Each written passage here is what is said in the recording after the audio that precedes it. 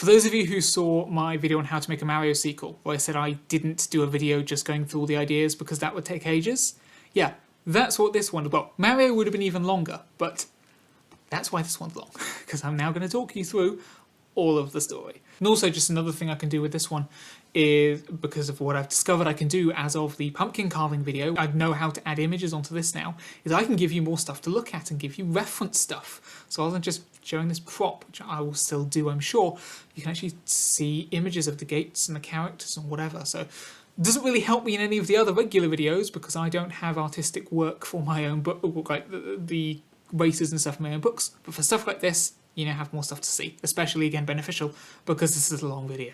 If found, please return to, and then there will be a way of pronouncing that per the episodes of Lost City and others, but I don't know what it is. Either way though, in order to return to that address, you're going to need one of these, a gate, and you may also want your Zap Nicotel just for a bit of protection.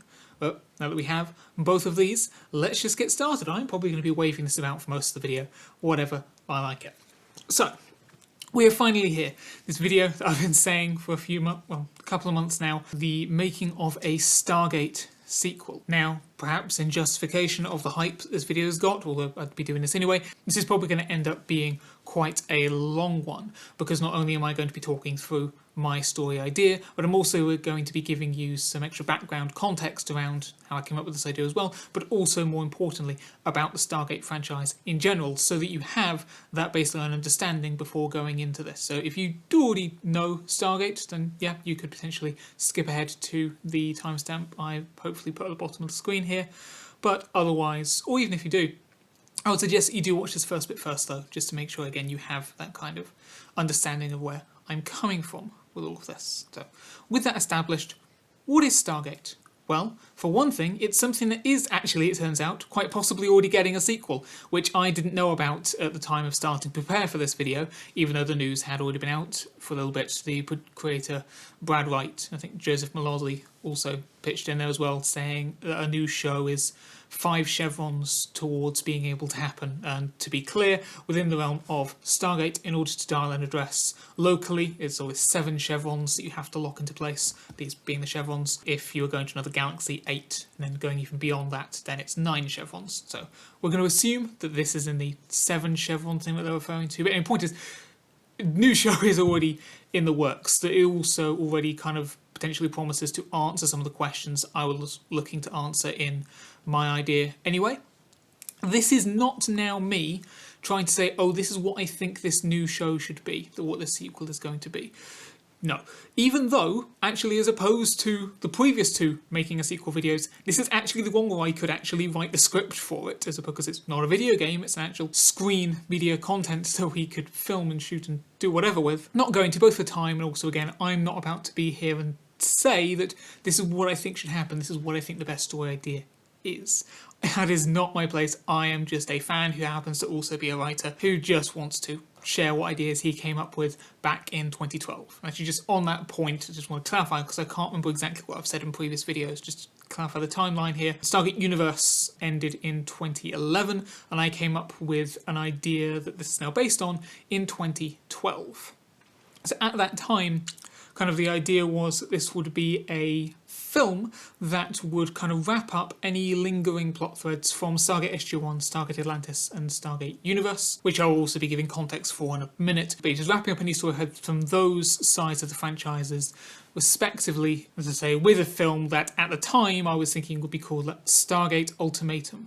Not that the word ultimatum had any kind of relevance to the story that I was going to tell, it was just a buzzword that, let's say, back in 2012 I was just including in everything. I'm aware of another story, again, that I came up with around that same time, that also I forced the word ultimatum because it was just something I liked. But yeah, since then, I at the time wrote like the first act of a film script and put it aside, I think because I realised it was getting too long and I was still kind of only in the first act. Anyway, whatever. Turns out I didn't make any other notes on it apparently, so I remember kind of the overall basic premise, and again I have that first written act, but the rest I've now had to try to kind of extrapolate and improve upon.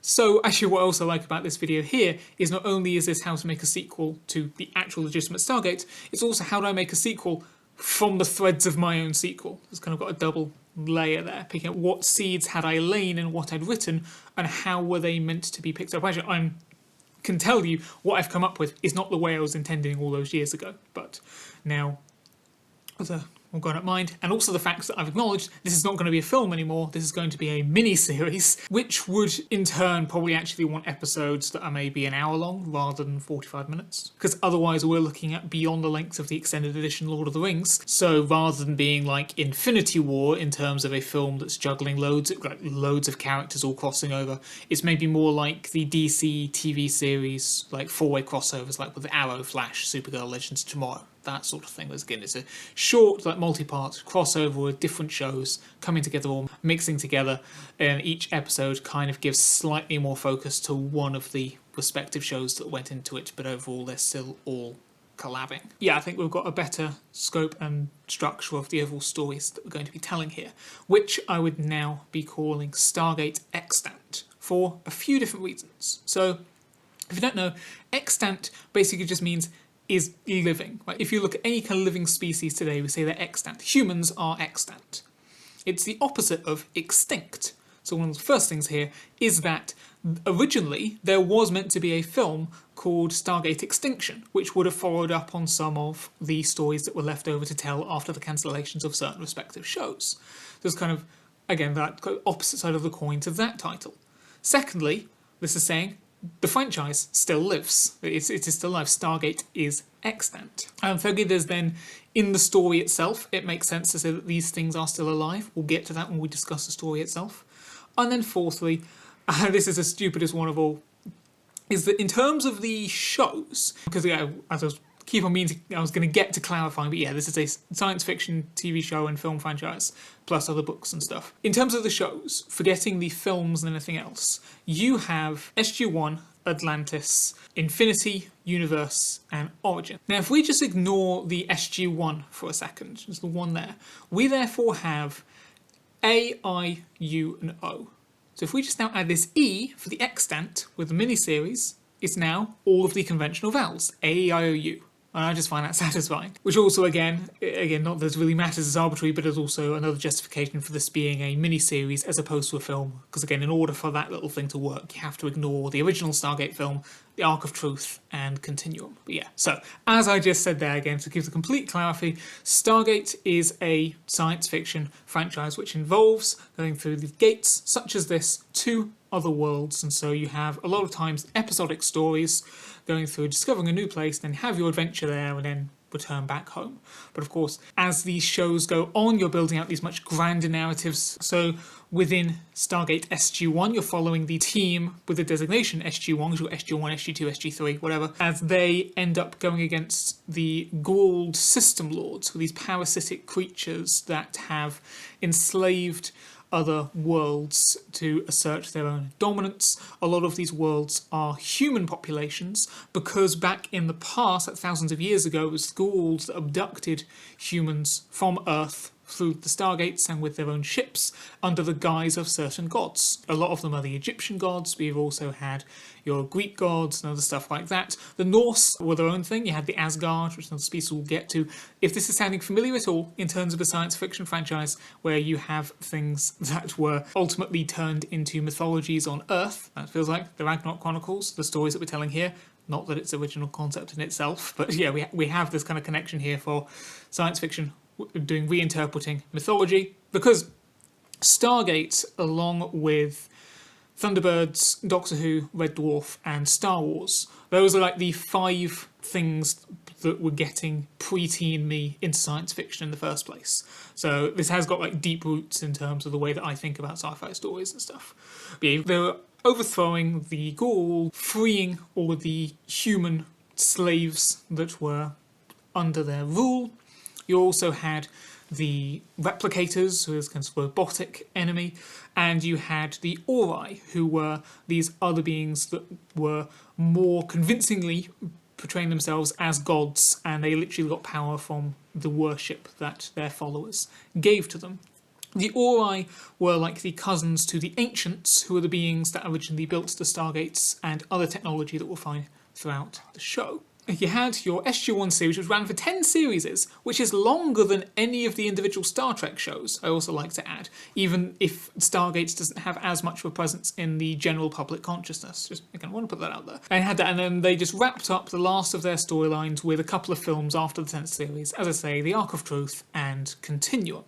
Then, from Season 8, you then had running alongside this spin-off show, Stargate Atlantis, where another team had found, again, from the ancient city of Atlantis in the Pegasus galaxy. So this is where we get to the 8th chevron, to travel a bit further, and you now found that the population of that galaxy was being farmed, essentially, by this race known as the Wraith. And what they would do is, through kind of a slit on their hand that they would clamp onto your chest, they would feed off of your life force. So they basically spend a lot of time in hibernation, but whenever any given hive woke up, they would go to a given worlds, feed off of a certain percentage of the population, and then go back into hibernation, whatever. As well as if any world was getting anywhere near technological, they would also wipe them out. So there was no kind of competition to them. There were exceptions to that, like you had the Asurans, who again were kind of like the replicators in turn, and it's another more mechanical enemy. You had other races such as a surviving remnant of the Asgards that kept themselves hidden. But again,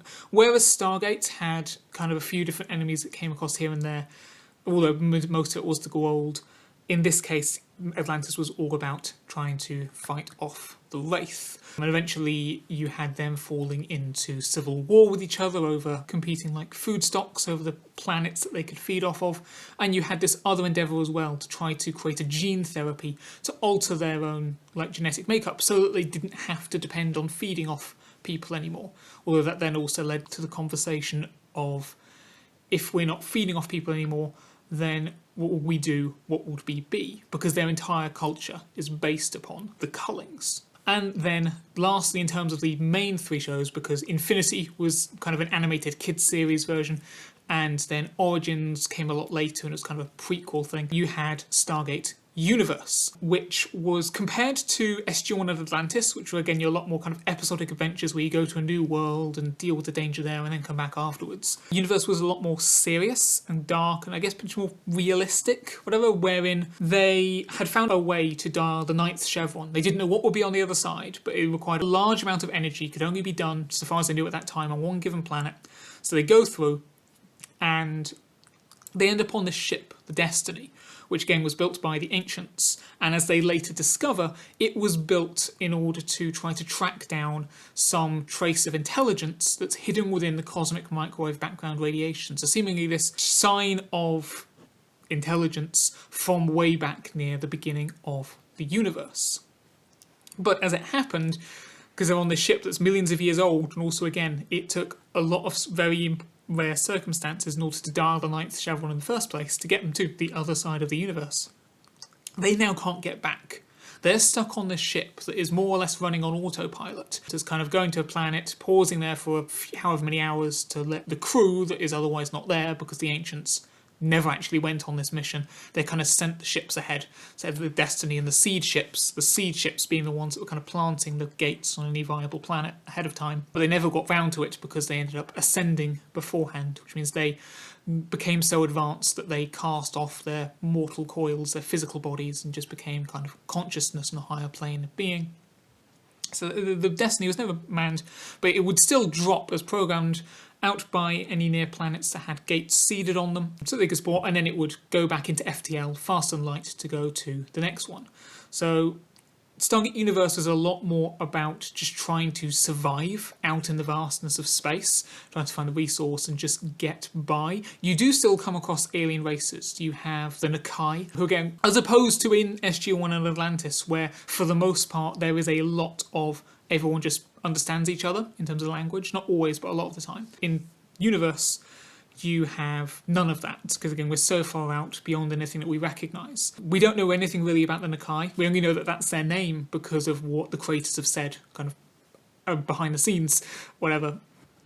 But all we know is that they want the Destiny. They are after the Destiny for some reason. You then later come across the Berserker Drones, which were built as part of some much older conflict, and the Destiny and this other race, the Ursini, kind of awoke them, and now the drones think that Destiny is their enemy, their target, so they start trying to destroy the destiny throughout season 2. But for the most part, it's a lot more about the people and the relationships between the community that is now forced to make a new life on this ship until such time that they can find some miraculous way of getting back home to Earth again. So if those are the basic premises of the shows, what am I actually looking to pick up on in terms of a sequel? Well, if we now start from the beginning again with SG-1, as I say, for the most part, they wrapped up what threads they had left in terms of the films. They finished up with the Goa'uld, they finished up with the Ori. They had already kind of beaten the Replicators already, but they brought them back as well just for a final bout. But there are a couple of things that were still there. You had a group called the Lucian Alliance, who basically, after the Goa'uld started being defeated, the humans that were now liberated, some of them formed together in kind of a criminal coalition, and they started kind of imposing their own rule over some of these human-populated worlds as well, and kind of getting control by getting them addicted to certain kinds of crops that only they grew, and so forth. Now, the Lucian Alliance actually ended up coming back in Stargate Universe as well, so you could argue that's a plot thread from there as well. But in general, this is some other enemy that still exists in this overall franchise that could be dealt with. And also, you had something, I hope I remember this right, the Clava, Thessara, Infinitas, which in the final series of Stargate SG-1 is mentioned as this supposed hidden ancient treasure trove of artifacts or whatever would be hidden here. Now, the SG-1 team itself never actually go after this thing. This is more, in the first case, it's a Goa'uld, Athena, who's trying to get its location out of one of the characters, Vala, because she might know where it is from past life stuff that we'll get into. And then later on, the idea of finding this thing, if I remember to do so, I'm just going to refer to this thing as the CTI, just to be quicker about it, that they try to use the idea of the CTI to lure another enemy, Adria, who's related to the Ori. But again, they never go after the thing itself. We never discover what the CTI actually is, if it even exists. So that's just a couple of mysteries here that we could pick up on. Not desperate to answer, but if we're going to be picking up something from SG-1, that's what there is to work with. As for Atlantis, that was, again, the whole thing of that was the war with the Wraith, and while SG-1 kind of ended on its own terms with its own stuff, Atlantis didn't know, as far as I'm aware, that it was going to end. The final episode just happened to also be the 100th episode, so they made it a big thing anyway. It ends with Atlantis returning to Earth after fighting the Super Hive, which is kind of the most powerful Wraith ship that they've come across yet. But as it stands, you've now got Atlantis on Earth, but the Wraith are still out there in the Pegasus galaxy. They're still at their civil war, and you still have human-populated worlds that are at risk, and that's just kind of left dangling there. I will point out that since that time, there have been other books and comic books and other kind of external materials that have actually dealt with these questions. For instance, for Stargate Atlantis' case, you had the Legacy books, wherein you did have Atlantis return to the Pegasus galaxy, and you had these all other things that I've now looked into. I wasn't aware of at the time of 2012 of coming up with these ideas. Although actually some of them are actually somewhat similar in a couple of cases, in the broad strokes, so seems we're working along the right lines. But my point is, in terms of this idea that I'm going to be discussing in this video, I am not going to be going by the events that happen in those books and comic books and whatever. Because generally my ethos is, this is more often coming up in terms of Doctor Who, right? Where you have the main show going on, but you also can have the big finish audios, you have the books, you have the games and whatever.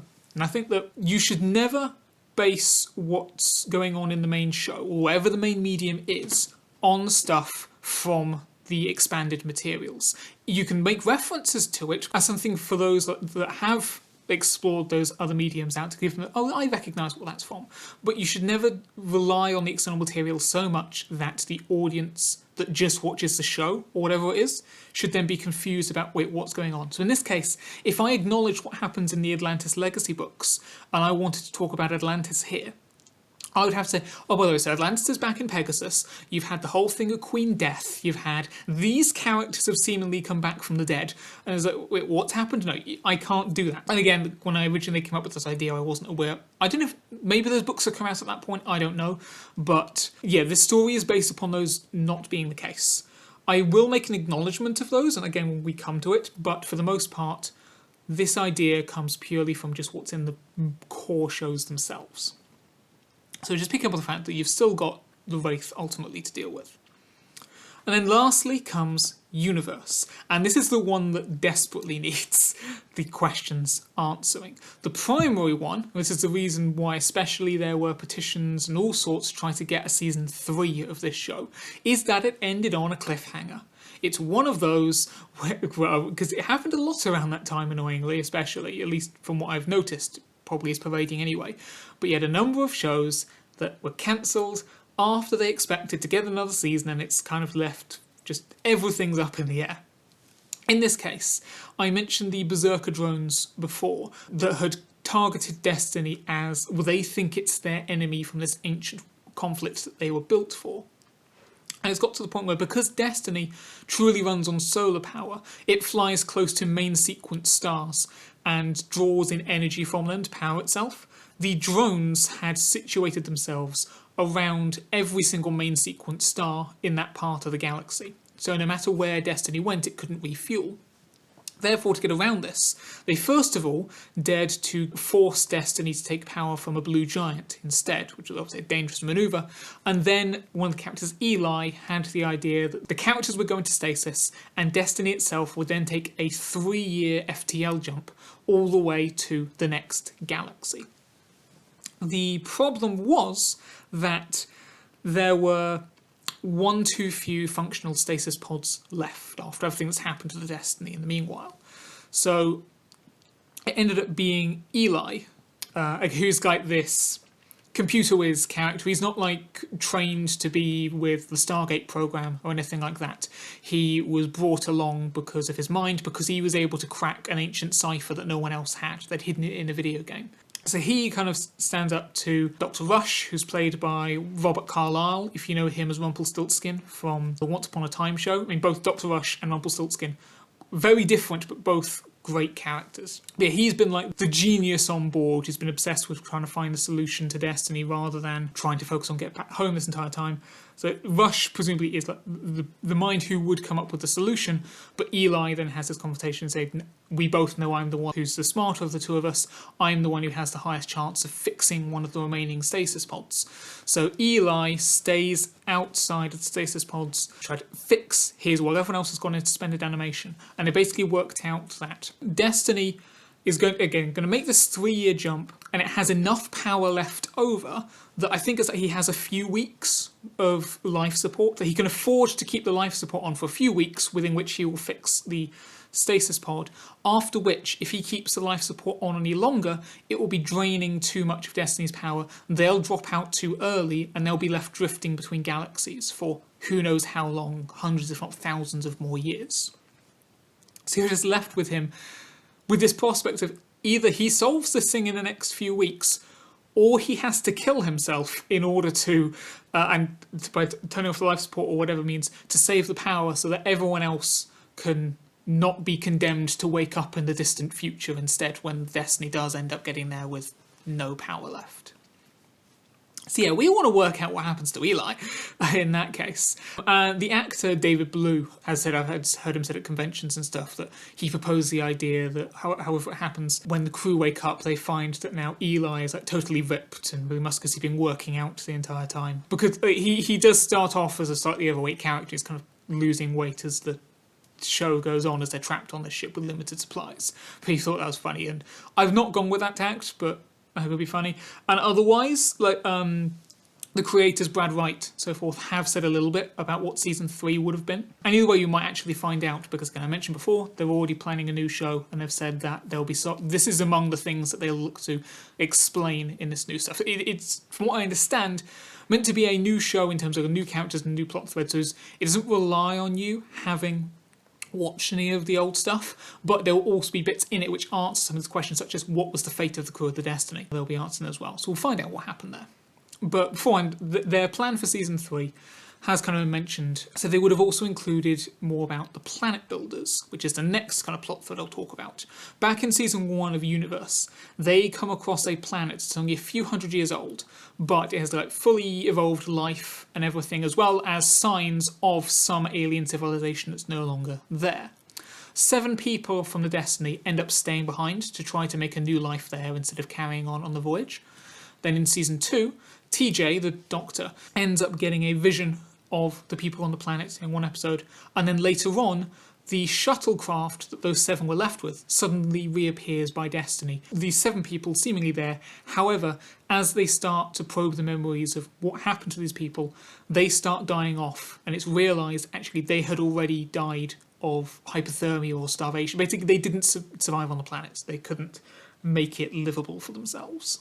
And so that just leaves the question of, but then who just returned in the shuttle? Where did they come from? What was that? So these things referred to as the planet builders. What could create a fully formed planet that's, again, only a couple hundred years old, that's already as developed as Earth, or something like that? What are these powerful beings? And so Brad Wright, or whoever, has said that we would have found out more about them, that they were this other really powerful race, kind of like the Ancients, but different in terms of kind of their execution and their function in the story, or whatever. So again, that's another thing I want to tie up here. Now, there are actually a couple of other things we could talk about from the universe, such as who built the Berserker Drones in general, what was that original conflict, or in an episode called Lost, they came across a planet that was covered in like these ancient ruins, and so, well, what was that civilization? But those are things that actually I don't think need to be answered at all. Like, I'm not here to say that every single hanging plot or every single unspecified bit of lore needs to be gone into, especially also because I'm basically doing one story here. But yeah, those are things that can be kept mysterious. It makes sense that we don't necessarily get the answers to those, especially in those 2 cases, because they are things relating to distant history. And with that, I think we are now in a position where I can start talking you through the plots of the episodes of this miniseries. There will still be cases where, like, when we come across a character or a race or whatever, I will just pause to give context to who or what they or that is, but for the most part, yeah.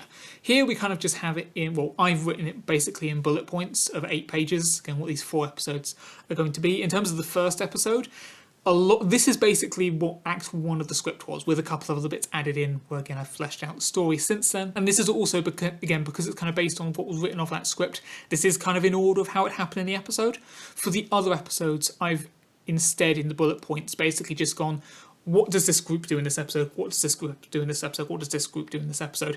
And ultimately in execution, then those would all kind of be interwoven with each other, cutting backwards and forwards. Right, so episode 1. We start with a flashback to the Asgard and the Nox, who were 2 of 4 races that belonged to a great alliance, the others being the Ancients and then the Furlings. So the Asgard were the one that went on to become the inspiration for all the Norse myths and actually protected certain human worlds from the Goa'uld.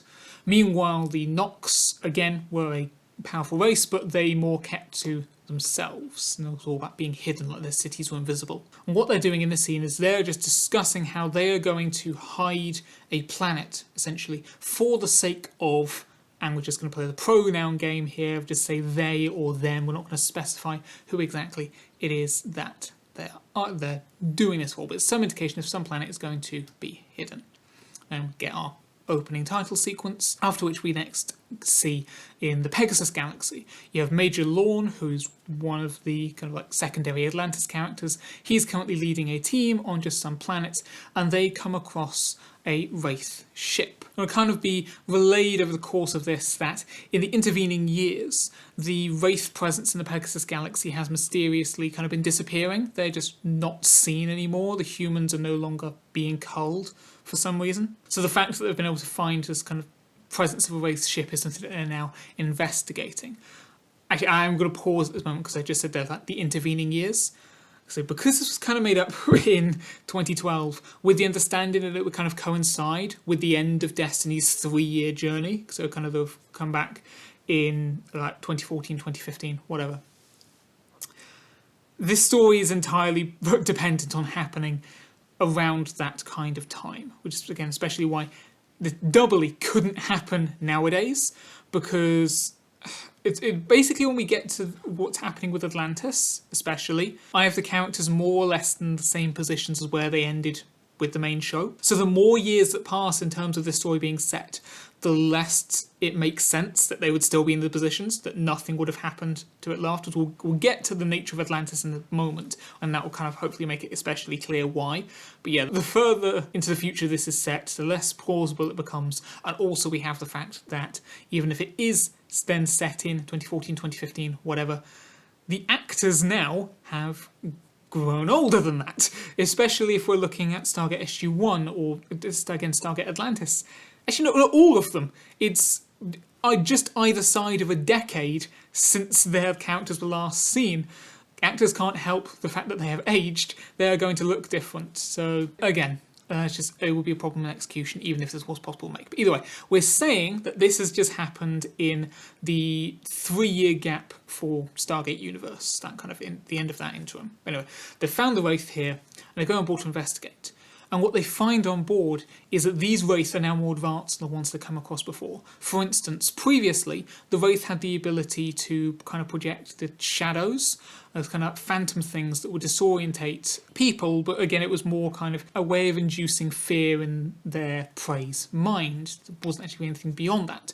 Well, now these shadows actually have got to the point where they can physically interact with the world. They are actually now just as dangerous as the Wraith that are mentally conjuring them themselves. So the team, after making this discovery, managed to get out of there, most of them, Lorne especially, because again he's the named character that we already know, and they managed to get out through the gate to the ship, the Odyssey, because Earth has a small collection of ships that they've built by this point in the timeline. So they'll go to the Odyssey, which, while it's usually from Stargate SG-1, we're now putting that here in the Pegasus.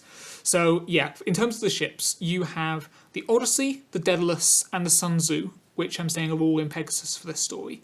Then you have the Apollo and the Hammond, which I'm saying are in the Milky Way. You previously also had the Prometheus and the Korolev, but both of them have been destroyed before the end of SG-1 in the first place. On the note of the Sun Tzu, because that basically didn't appear in the shows at all, it was kind of a late mentioned thing towards the end of Atlantis, so far as I can remember. That, again, in this case, isn't necessarily going to have a very standout role in these stories. However, it would then go on to be kind of the go-to ship, if needed, in whatever new series would come after this. Because while this mini-series, Stargate Extant, I'm using to wrap up the storylines for SG-1 Atlantis and Universe, I also want to use this as a launch pad for new stuff that would happen afterwards. So we are going to have some new characters in here, a hint of a new enemy. Again, I'll mention those when we get to this. We have that as well. And Sun Tzu would end up being the ship that gets a lot more attention in that story that comes later. In general, another problem with, again, depending on how much later this is set than the end of those respective shows,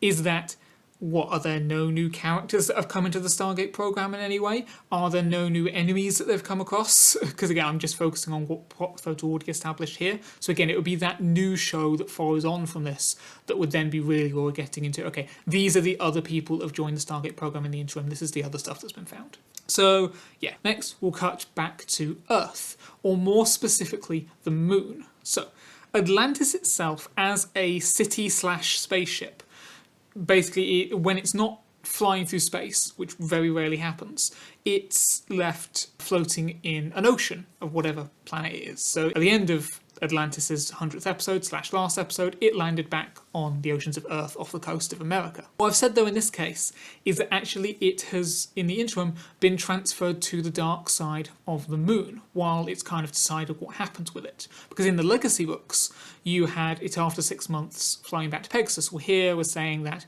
because of politics, because there's a lot of politics in this show as well, like with the IOA and so forth, who are usually like the bureaucrats in these kind of stories, they don't want to authorise Atlantis leaving because they want to make the most of it while it's here, technological wise. So these other support structures have been set up on the dark side of the Moon so that Atlantis can stay supported there even when it's not in a body of water. Although water obviously has now also in real life been discovered on the Moon, probably just not in the form of an ocean. But yeah, that's where Atlantis has been for these few years. In the meantime, certain scientists like Dr. Bill Lee and Dr. Kavanagh have been among those teams that have been exploring or trawling through the wreckage of the superhive after it was blown up in that final episode to try and find any other technology that they can learn from.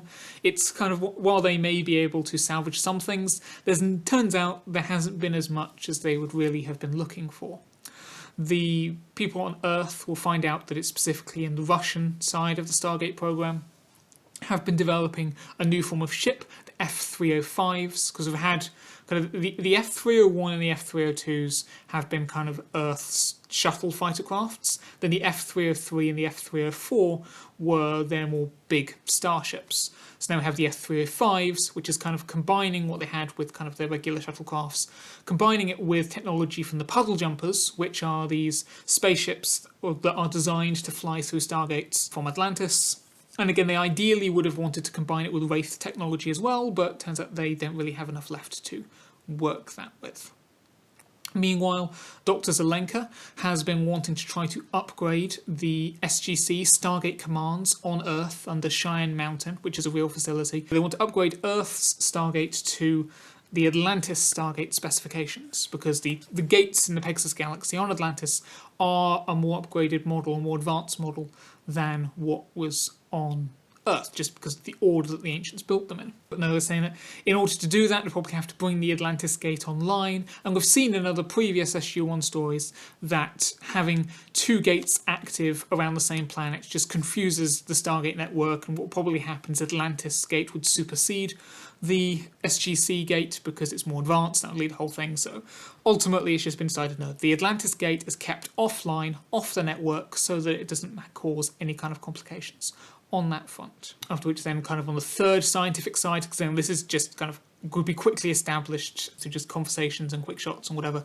you have Dr. McKay has been working with Daniel Jackson to try to reverse engineer the technology that went into the ancient communication stones. So the communication stones are just these things where one person holds onto one, or puts a stone on a device in one location, someone puts a corresponding stone on a device in another place, and they would swap consciousnesses with one another. So switch bodies, and then they can relay information and so forth. And it doesn't matter about the distance. That's how in Stargate Universe, the crew of the Destiny were able to still contact Earth, because even over that distance on the other side of the universe, the ancient technology was that advanced. Again, that instantaneous communication over that kind of distance.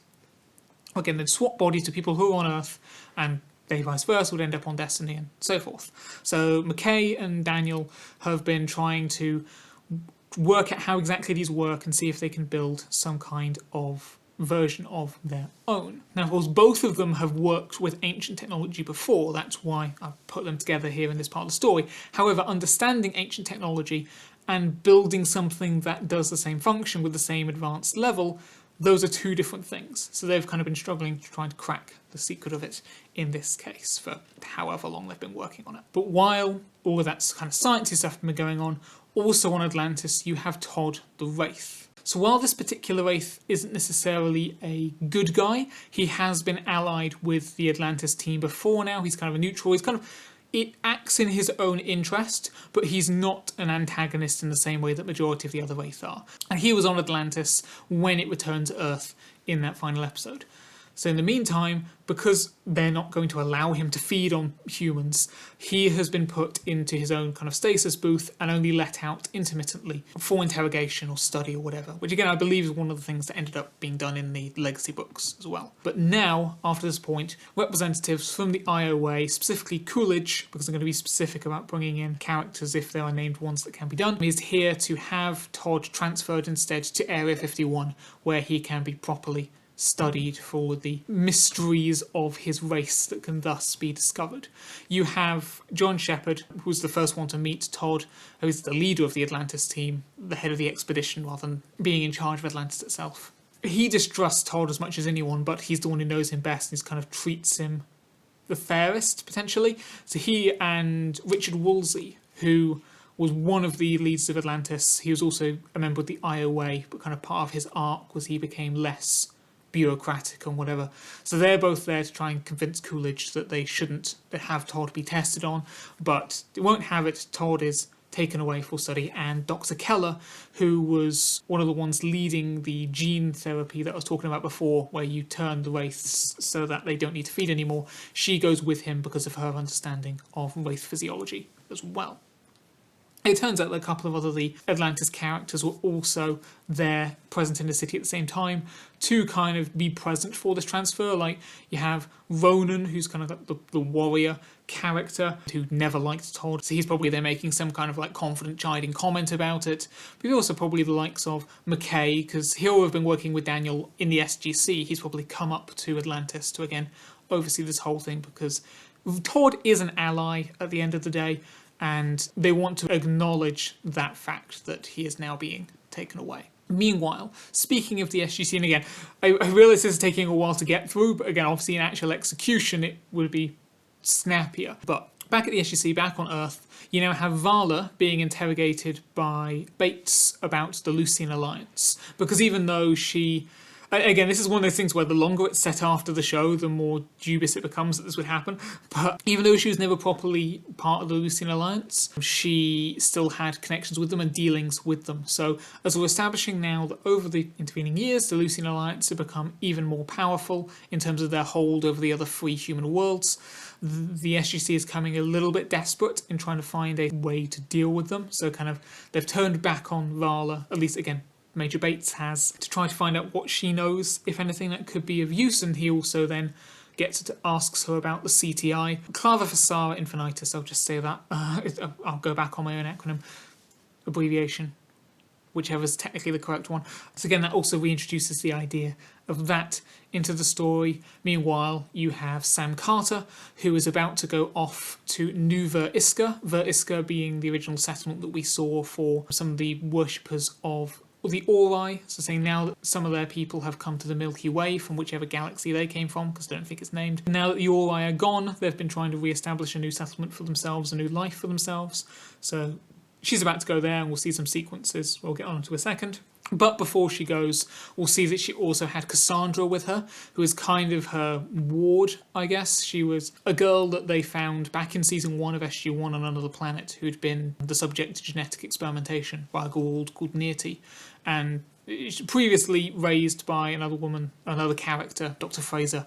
But again, it came more under Carter's charge towards the end of the show. And again, the reason for introducing Cassandra here, both because I have a compulsion to include everyone who is a named character that is still around into this, but also, again, I would have it that because she's kind of just been a character that showed up in a couple of episodes here and there, I'd want her to, again, be someone who showed up in the new show that came after this as kind of one of those characters that bridge the continuity there. Again, she's initially just here for Carter's parting scene as she goes through the gates to New Ver-Iska, but then she can also hang around for any other scenes that take place in the SGC if it would end up making sense that she would be there. Meanwhile, Jack O'Neill and Telford relieve Daniel from the ancient communication stones. Not that he's trying to work on reverse engineering them at this particular moment, but he's gone back in his downtime to just waiting by them just in case they get any contact from the crew of the Destiny. Because again, this is meant to be set at after their 3-year mark has happened, so they're waiting for them to mention them, because the longer it is that are beyond the 3 years that they don't hear from the Destiny, the higher the chance it is that something went wrong and the ship is now just left drifting in the void between galaxies. And then you just have with General Landry for the last bit of the SGC for this section. He's in a meeting with Woolsey, who has since come down from Atlantis, and you also have got Walter coming in as well, from where he's usually in charge of dialing the gate. So they're having a meeting generally talking about how, as kind of an update report to what's going on in Pegasus, how they can only conclude now, or was only suspected before, that there's an absence of 0-point modules, ZPMs, these kind of power sources that the Ancient built for their technology, that can be found in Pegasus. And they're saying, well, maybe they just made less than we assumed they did. But also, more importantly in this scene, this is where we're going to establish the state of the Lucian Alliance, which is much more their problem in the Milky Way at present. So we can establish kind of the scope of the world's now been taken over, because they now have this kind of criminal influence over so many worlds. What can they now do in terms of the technology that they've been able to accumulate together, and again just set up why they are such a threat at this stage in the timeline. From here, we now transition over to New Ver-Iska, where Sam Carter has just gone, and she is meeting up with Malik from the Tok'ra, who are like the good Goa'uld, when they still take hosts as parasites, well, but rather than being parasitic, they have a truly symbiotic relationship with the host where they kind of share control and all the benefits, whereas the Goa'uld just purely take over them. So Malik from the Tok'ra and Jonas Quinn, I'll justify his presence in a second, they are there helping Tomin from the former worshippers of the Ori as they kind of try to repurpose the old Ori ships so that they can be piloted by anyone. They don't have to be a prior, and the prior were like the Ori's priests that had special abilities. So Carter, Malik and Jonas are trying to work out how they can change the technology so that Tomin, for instance, could pilot the ship instead. And as I say, Jonas is there because his home of Langara, whatever, was among the worlds that was come upon by the worshippers of the Ori previously during the state of Stargate SG-1. He was temporarily a main character for one season, and then kind of went away again. So after that fact, they then acknowledged that his planet was among those that the Ori went to.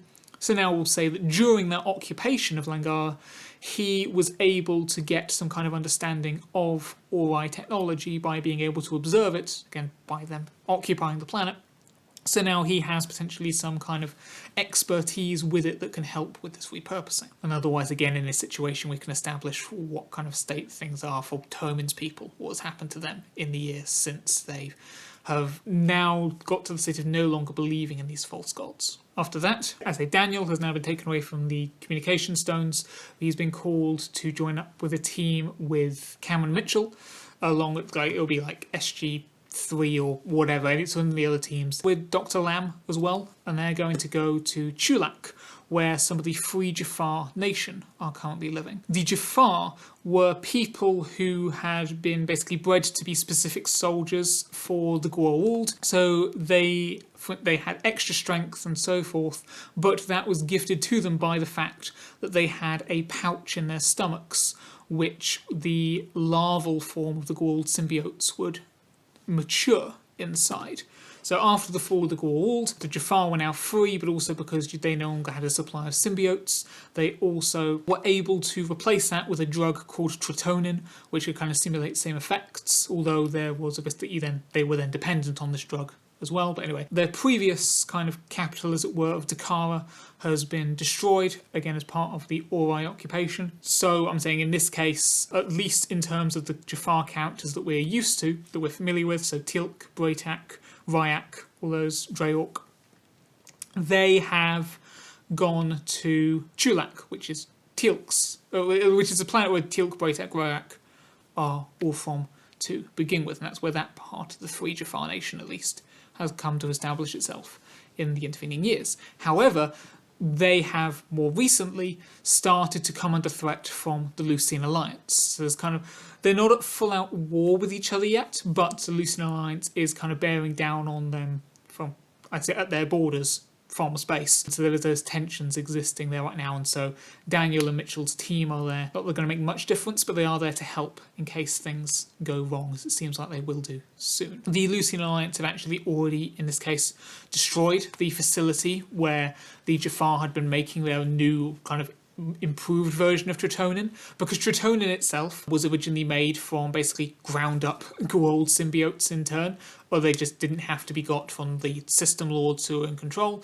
But of course, now again, still with the fall of the Goa'uld, they were able to find a new way that we're saying in the interim that they can make the drug still, but it doesn't rely on symbiotes at all. But they've now destroyed this facility, the Lucian Alliance have, so the Jafar have now, at least on Chulak, been returning to P3X888, which is the world where the Goa'uld originated from, as were originally evolved, where they took their first hosts of the Unus, who were kind of like this caveman, more reptilian, I guess, kind of creatures that again still live there as well.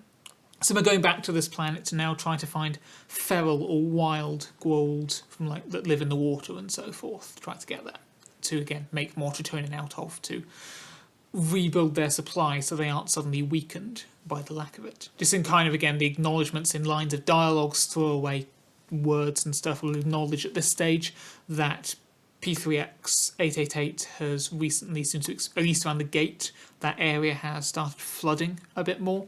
And they'll also acknowledge that at home on Chulak, there have been some weird, slight minor damages to property in some cases that they don't know what the source of it is. Shifting back to the Pegasus galaxy, we would now have the Odyssey bringing Major Lorne to meet with Taylor Amargan and her people, the Athosians. So Taylor was again another member of the Atlantis team, but she was kind of local to the Pegasus galaxy. Again, her people were the Athosians, for which already she was kind of acting as an ambassador. She would be one of the ones that went to other worlds for trading and so forth.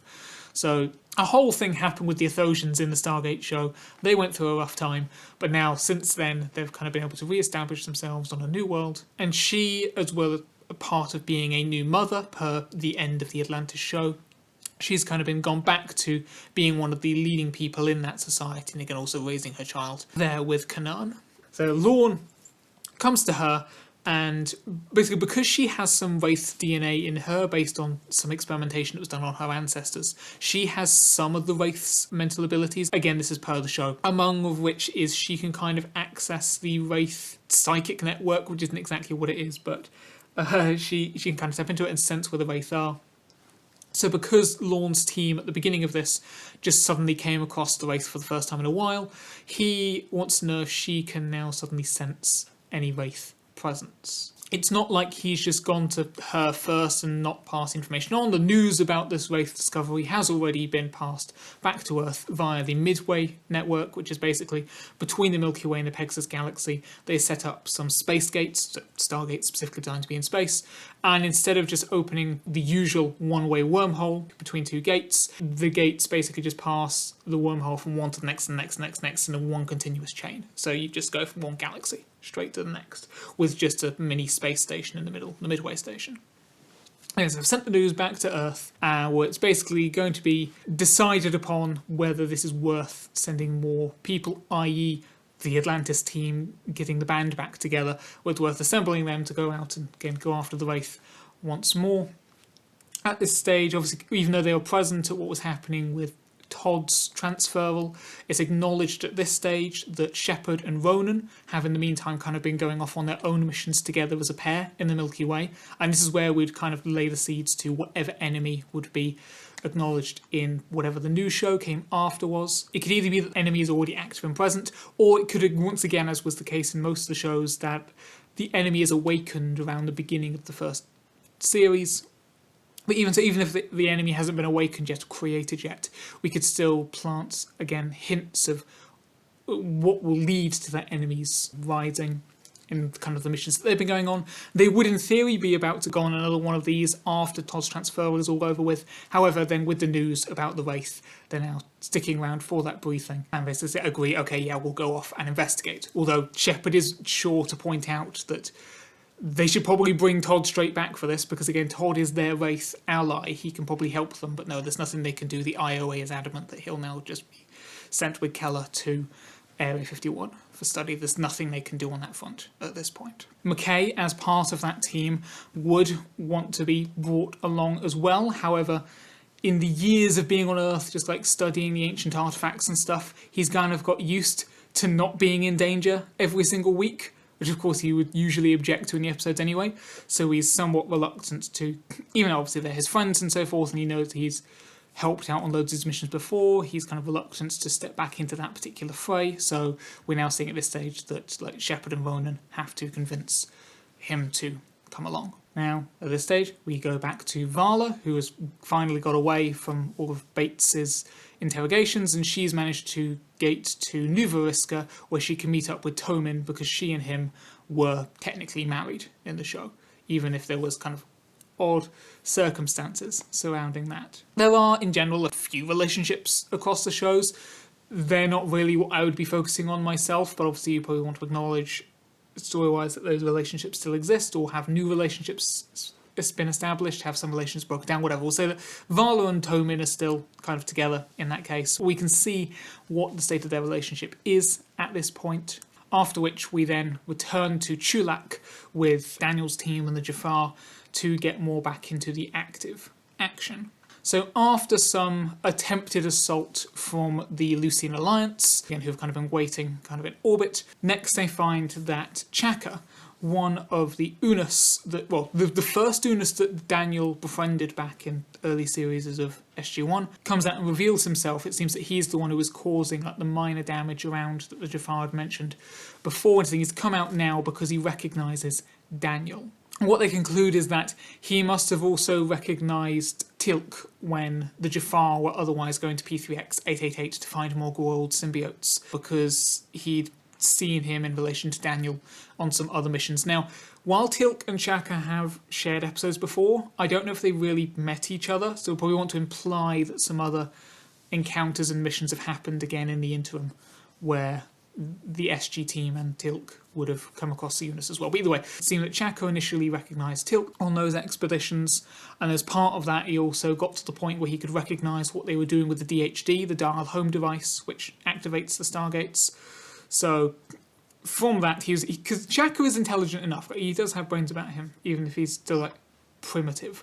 But he was able to mimic the gate address, come through to Chulak, but then of course, because everything was kind of well off, he then kind of hid himself in something of a panic until Daniel showed up and he recognised him there. But then why would Chaka have come through the gate, not just on some whim because he recognised Teal'c? Again, it would have taken some effort on his part to have memorised how they used the DHD to dial the address that led him to Chulak. Well, initially, Chaka is actually injured in this first encounter because soldiers from the other SG team, whichever one is decided on, arbitrary number, they don't realize what he is. They just consider him a threat as soon as he shows up, so he gets hurt, and Dr. Lamb now has to try to treat him, even though she's never treated an Unus before. And in the meantime, while that's going on, Daniel is able to translate from the Unus, because he's learnt their language previously, that basically on the Unus world, P3X 888, because of all the flooding, the feral Goa'uld symbiotes have managed to start taking over, possessing the other Unus in kind of the tribe. Because the Unus in general have been able to develop these kind of bone necklaces that they wear, because usually the Goa'uld attack by going through the back of the neck and latching onto the brainstem. However, it has also previously been acknowledged that this doesn't help them if they're in the water, for the waterborne Goa'uld symbiotes. So with all the flooding that's going on, it's now been easier for those symbiotes to end up start possessing the regular Unus, and that's led Chaka to try to find help in whatever way that he can. So again, you've got your Daniel, Mitchell, Teal'c. They go to planets, try to find what's going on. They deal with the other Unus that have been taken over there, but also in the process, one of the Marines that additionally goes with them ends up getting taken over as a host by another symbiote in turn. However, this symbiote turns out not to be just one of the regular feral ones, the wild ones that otherwise occupy this planet and this part of the land and the wetlands. No. This was previously an Underlord, not a Goa'uld system lord, not one of one's control, but one of slightly lower ranking ones, who after the fall of the system lords had fled to this planet, shed their host, and just kind of been able to survive like any of the natural ones do in this environment. She, whatever name you end up giving her, this Underlord, hadn't taken an Unus as a host because she was used to having a human host as part of being an Underlord. So there's kind of a little bit of potential there, but now again, the Marine came along so she could take over her. But either way, she's able to convince them quickly not to attack her because she says that she wants to be taken to Qetesh. Now, Qetesh was the name of the system lord that used to inhabit Vala, the character they have met already. Before she was first introduced in the show, we're saying in her backstory she did used to be, say, a system lord called Qetesh. However, she had her symbiote removed, and so she went back to just being a regular human.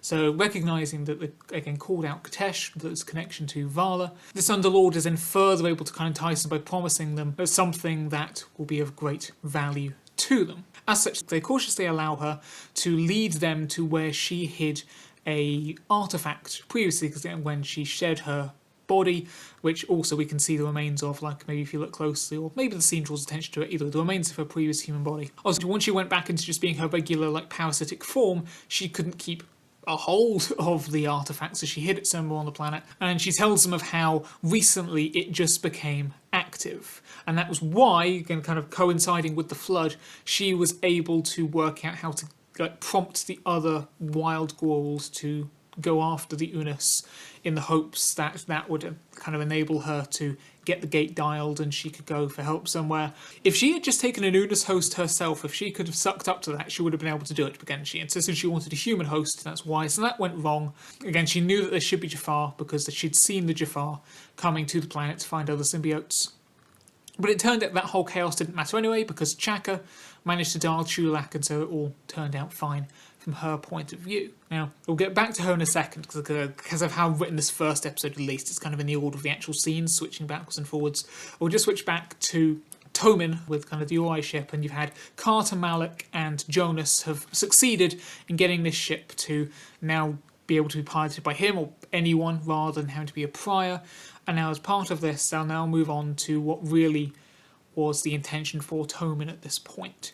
What they want, and what he's agreed to do, is that he will kind of be an emissary to the Lucian Alliance. He'll kind of introduce himself because there's New Veriska has now become established as a settlement for a new group of humans. So they will now say, okay, we're going to join Lucian Alliance, and then ideally he would then be able to act from the inside to kind of sway the direction that the Alliance is going into something that's slightly less dangerous. So we now see again, it is those trio now kind of helping Tomin from behind the scenes as he starts to introduce himself and get to know these other people who he's meeting first from the Alliance. And it's kind of, you could make a joke, because they've referenced these other franchises before, kind of as existing as TV shows in the Stargate Universe, as like how that hopefully, if he's successful, they can make the Lucian Alliance like the Federation in Star Trek instead. Instead of being a criminal thing, it's actually a beneficial union of all of these human worlds. So then, back now, we're shifting to the whole thing with the Underlord symbiote. We're now with the ship the Apollo, captained by Colonel Ellis. He's picked up Daniel, Mitchell, Teal'c, the Underlord, and any other Marines that are still around. So again, this is where the Underlord is being more interrogated. They also swing by New Veriska to pick up Vala so that she can, even though she's not Qetesh anymore, she can still potentially get information out of her. And during this conversation, there is some kind of reawakening of some old memories that she did have from that previous stage of her life. It was also during this stage that Colonel Ellis would relay to the likes of Daniel and Mitchell the news about the Wraith in the Pegasus galaxy, because they wouldn't have been aware of that because they were busy on Chulak and whatever. And it turns out that the artifact that the Underlord had was related to the Clava Thessara Infinitas, which is why also she wanted to take it to Qetesh, because Qetesh and Athena and that lot, they had been the ones who were searching for it to begin with. So with this artifact now active, for whatever reason, the likes of Daniel are able to identify what it's kind of connecting to, and it leads them actually to a planet that's going to be all the way over in the Pegasus galaxy. So they're going to be heading that way now to investigate it. So this is going to be Daniel, Vala and Mitchell are going to gate over to Pegasus, where they will meet up with the Travellers instead, who are a society of humans that just live on spaceships. They don't have any world that they belong to.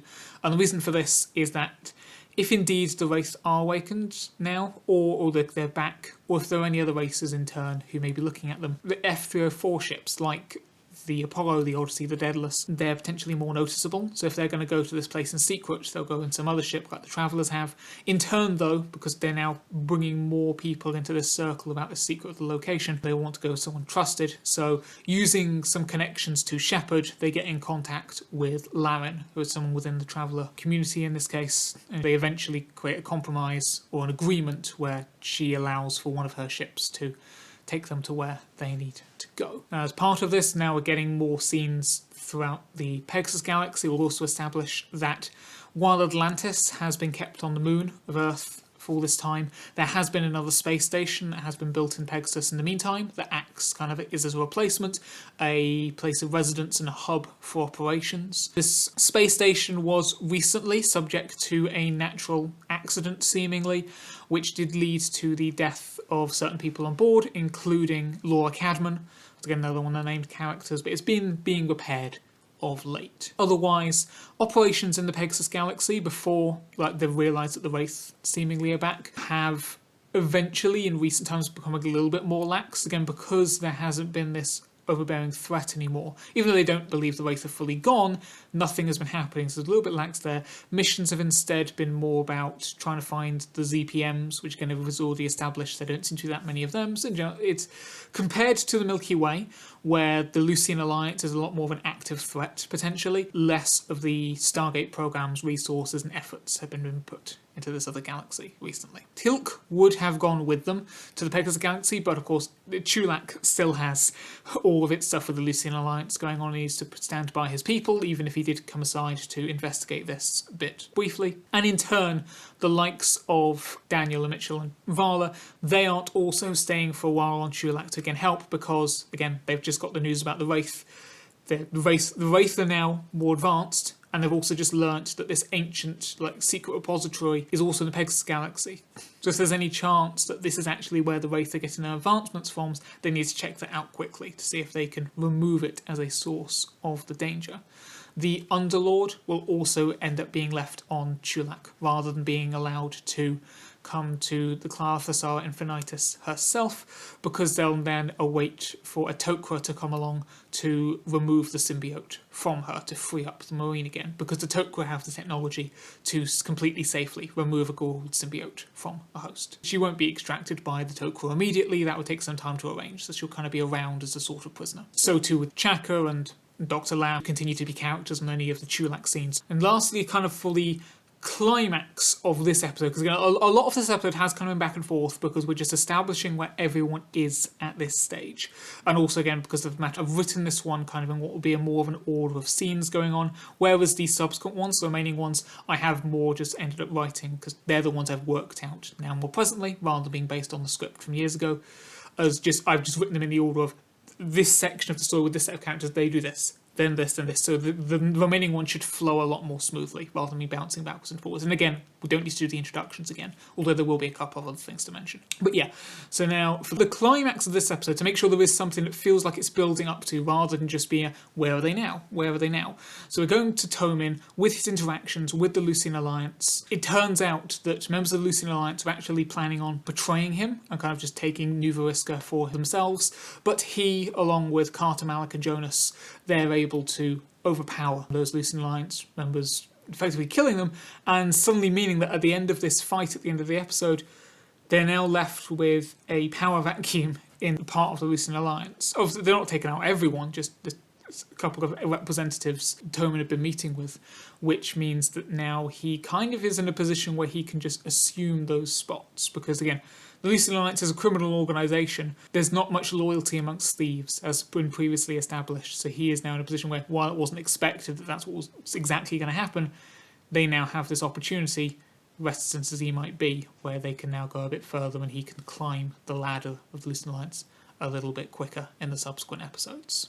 To round off with, the Traveller ship arrives at the coordinates in space where this source of the CTI is meant to be, seemingly to find nothing there, or they're checking the artifacts to make sure it's all correct and whatever, and then suddenly this planet appears in front of them, seemingly out of nowhere, which they now, well, that must be the destination they'll now go to investigate.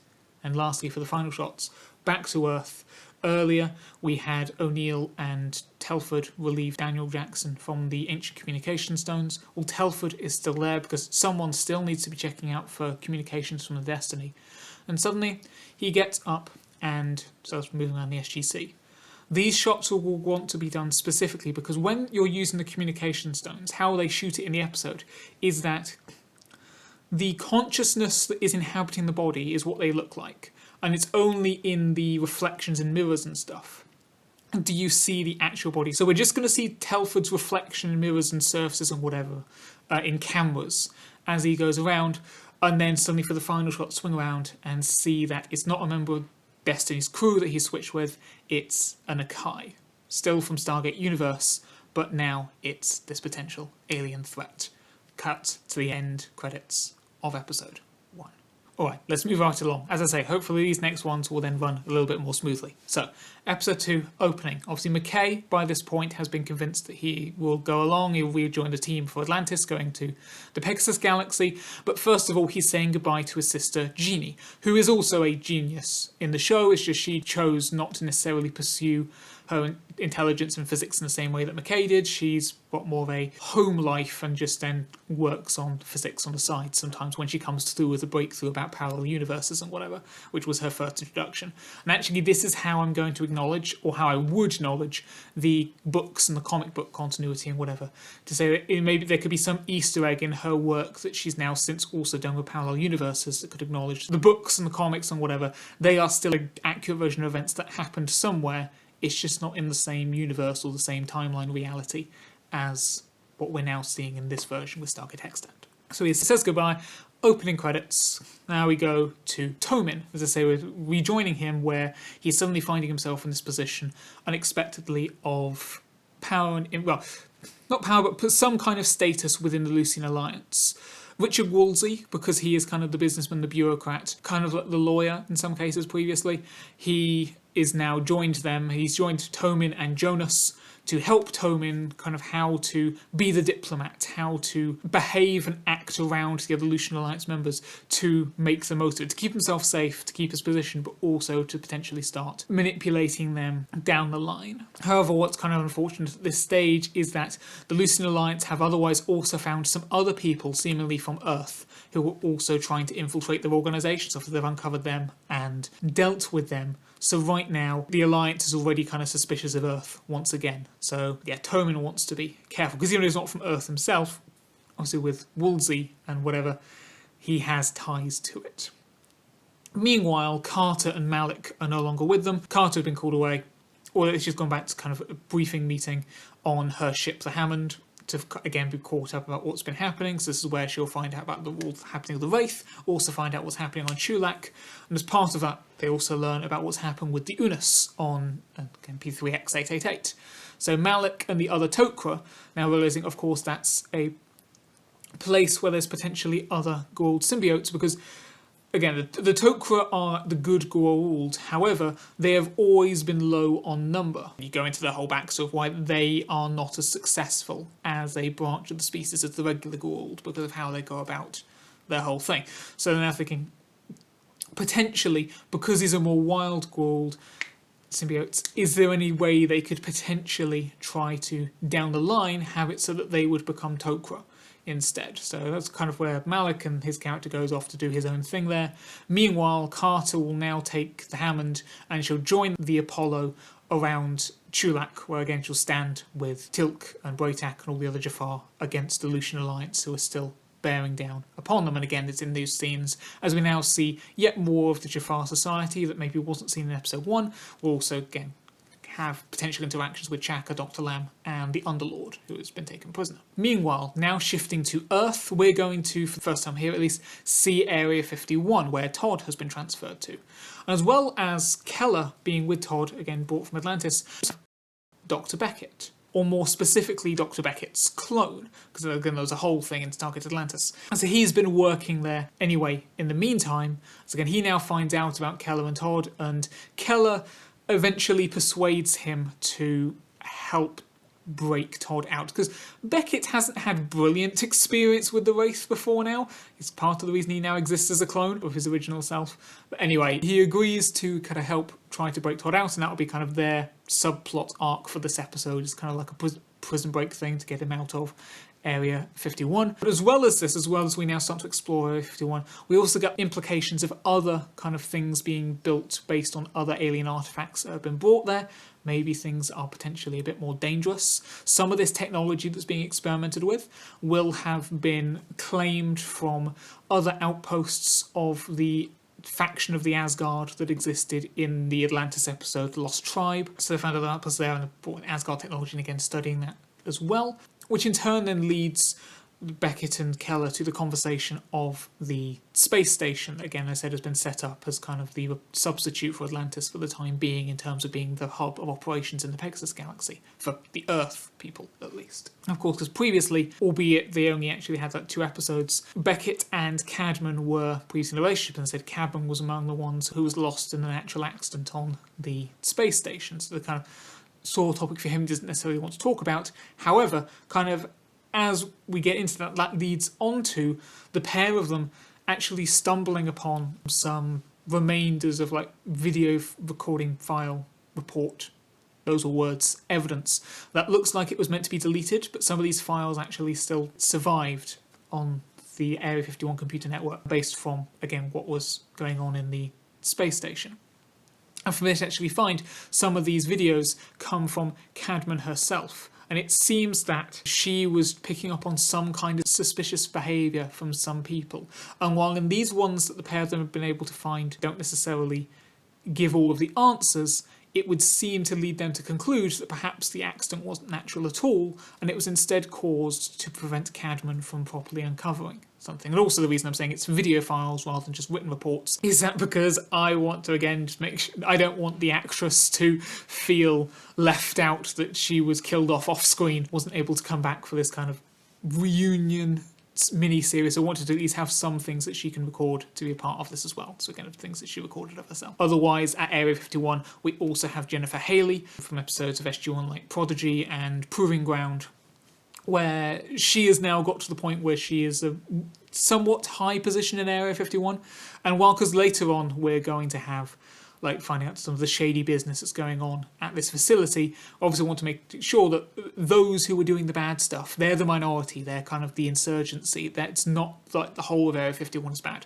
So Haley will help as someone who's relatively in charge to embody those actually the good work that's actually still going on at this place and can help the characters like Becca and Keller, even if she's not like one of the main ones within the action of the story itself. Back at the SGC though, because that's the main Earth Stargate program facility, this would be where we would start to introduce some of those new characters for the show that comes after. Again, probably wouldn't introduce everyone because it's usually good to have like the new guy or whoever in the pilot episode, at least one of them, so the audience can kind of be introduced to everything that's going on through them. So you don't want to introduce all of the characters here, and either way give those intros properly in that show otherwise. But start to see some of them who are already associated with SGC here, and they are here helping Jack O'Neill and Bates with the Nakai that's currently embodying Telford's body. Now they will ultimately end up restraining the Nakai, but they're not going to do anything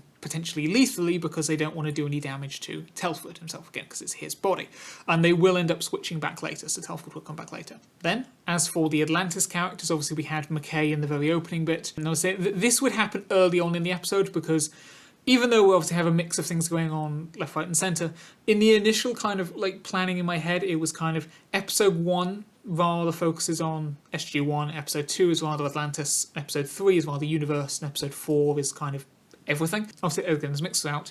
Because this is meant to be the Atlantis-focused episode, supposedly, so we want to have this next section happening starting relatively early on. It's just because of the order I've written it in here, it's coming a bit later. You've got your Shepard, Ronan, McKay. They're heading out to Pegasus, where they'll reunite with Taylor. Lorne's still going to be there. You have Caldwell on the Daedalus, now going to investigate the Wraith that Lorne found before, and potentially Taylor could decide whether or not she's near enough to detect them.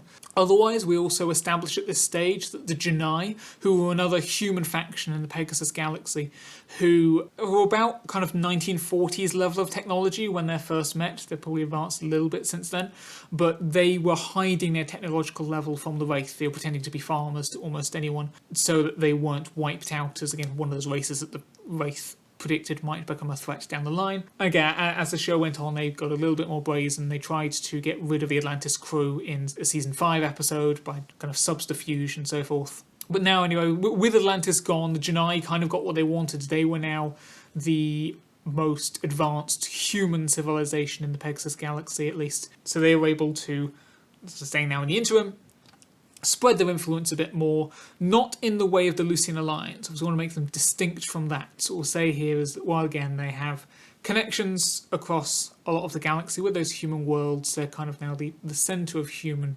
advancement. They, rather than continuing down the military tracts necessarily, because previously there was a whole thing, the military was a whole thing with them in the episodes that did appear in, they now have a new leader who instead is more looking at the scientific advancements and that side of things. So with the news that the Wraith are back and even more advanced, this new leader especially thinks that they don't have a chance of actually going up against the Wraith in combat. And it's lucky that they now had the Atlantis crew back before this leader whatever identity they end up having, did consider that it was actually a mistake of their predecessor to try to drive Atlantis out of the galaxy. Yeah, it's an advantage that the Atlantis crew are back, but still, they probably shouldn't go up against the Wraith aggressively. So instead, again, in the interim, they picked up what was left of the gene therapy that they found out was being done before about trying to convert the Wraiths so they don't have to feed anymore.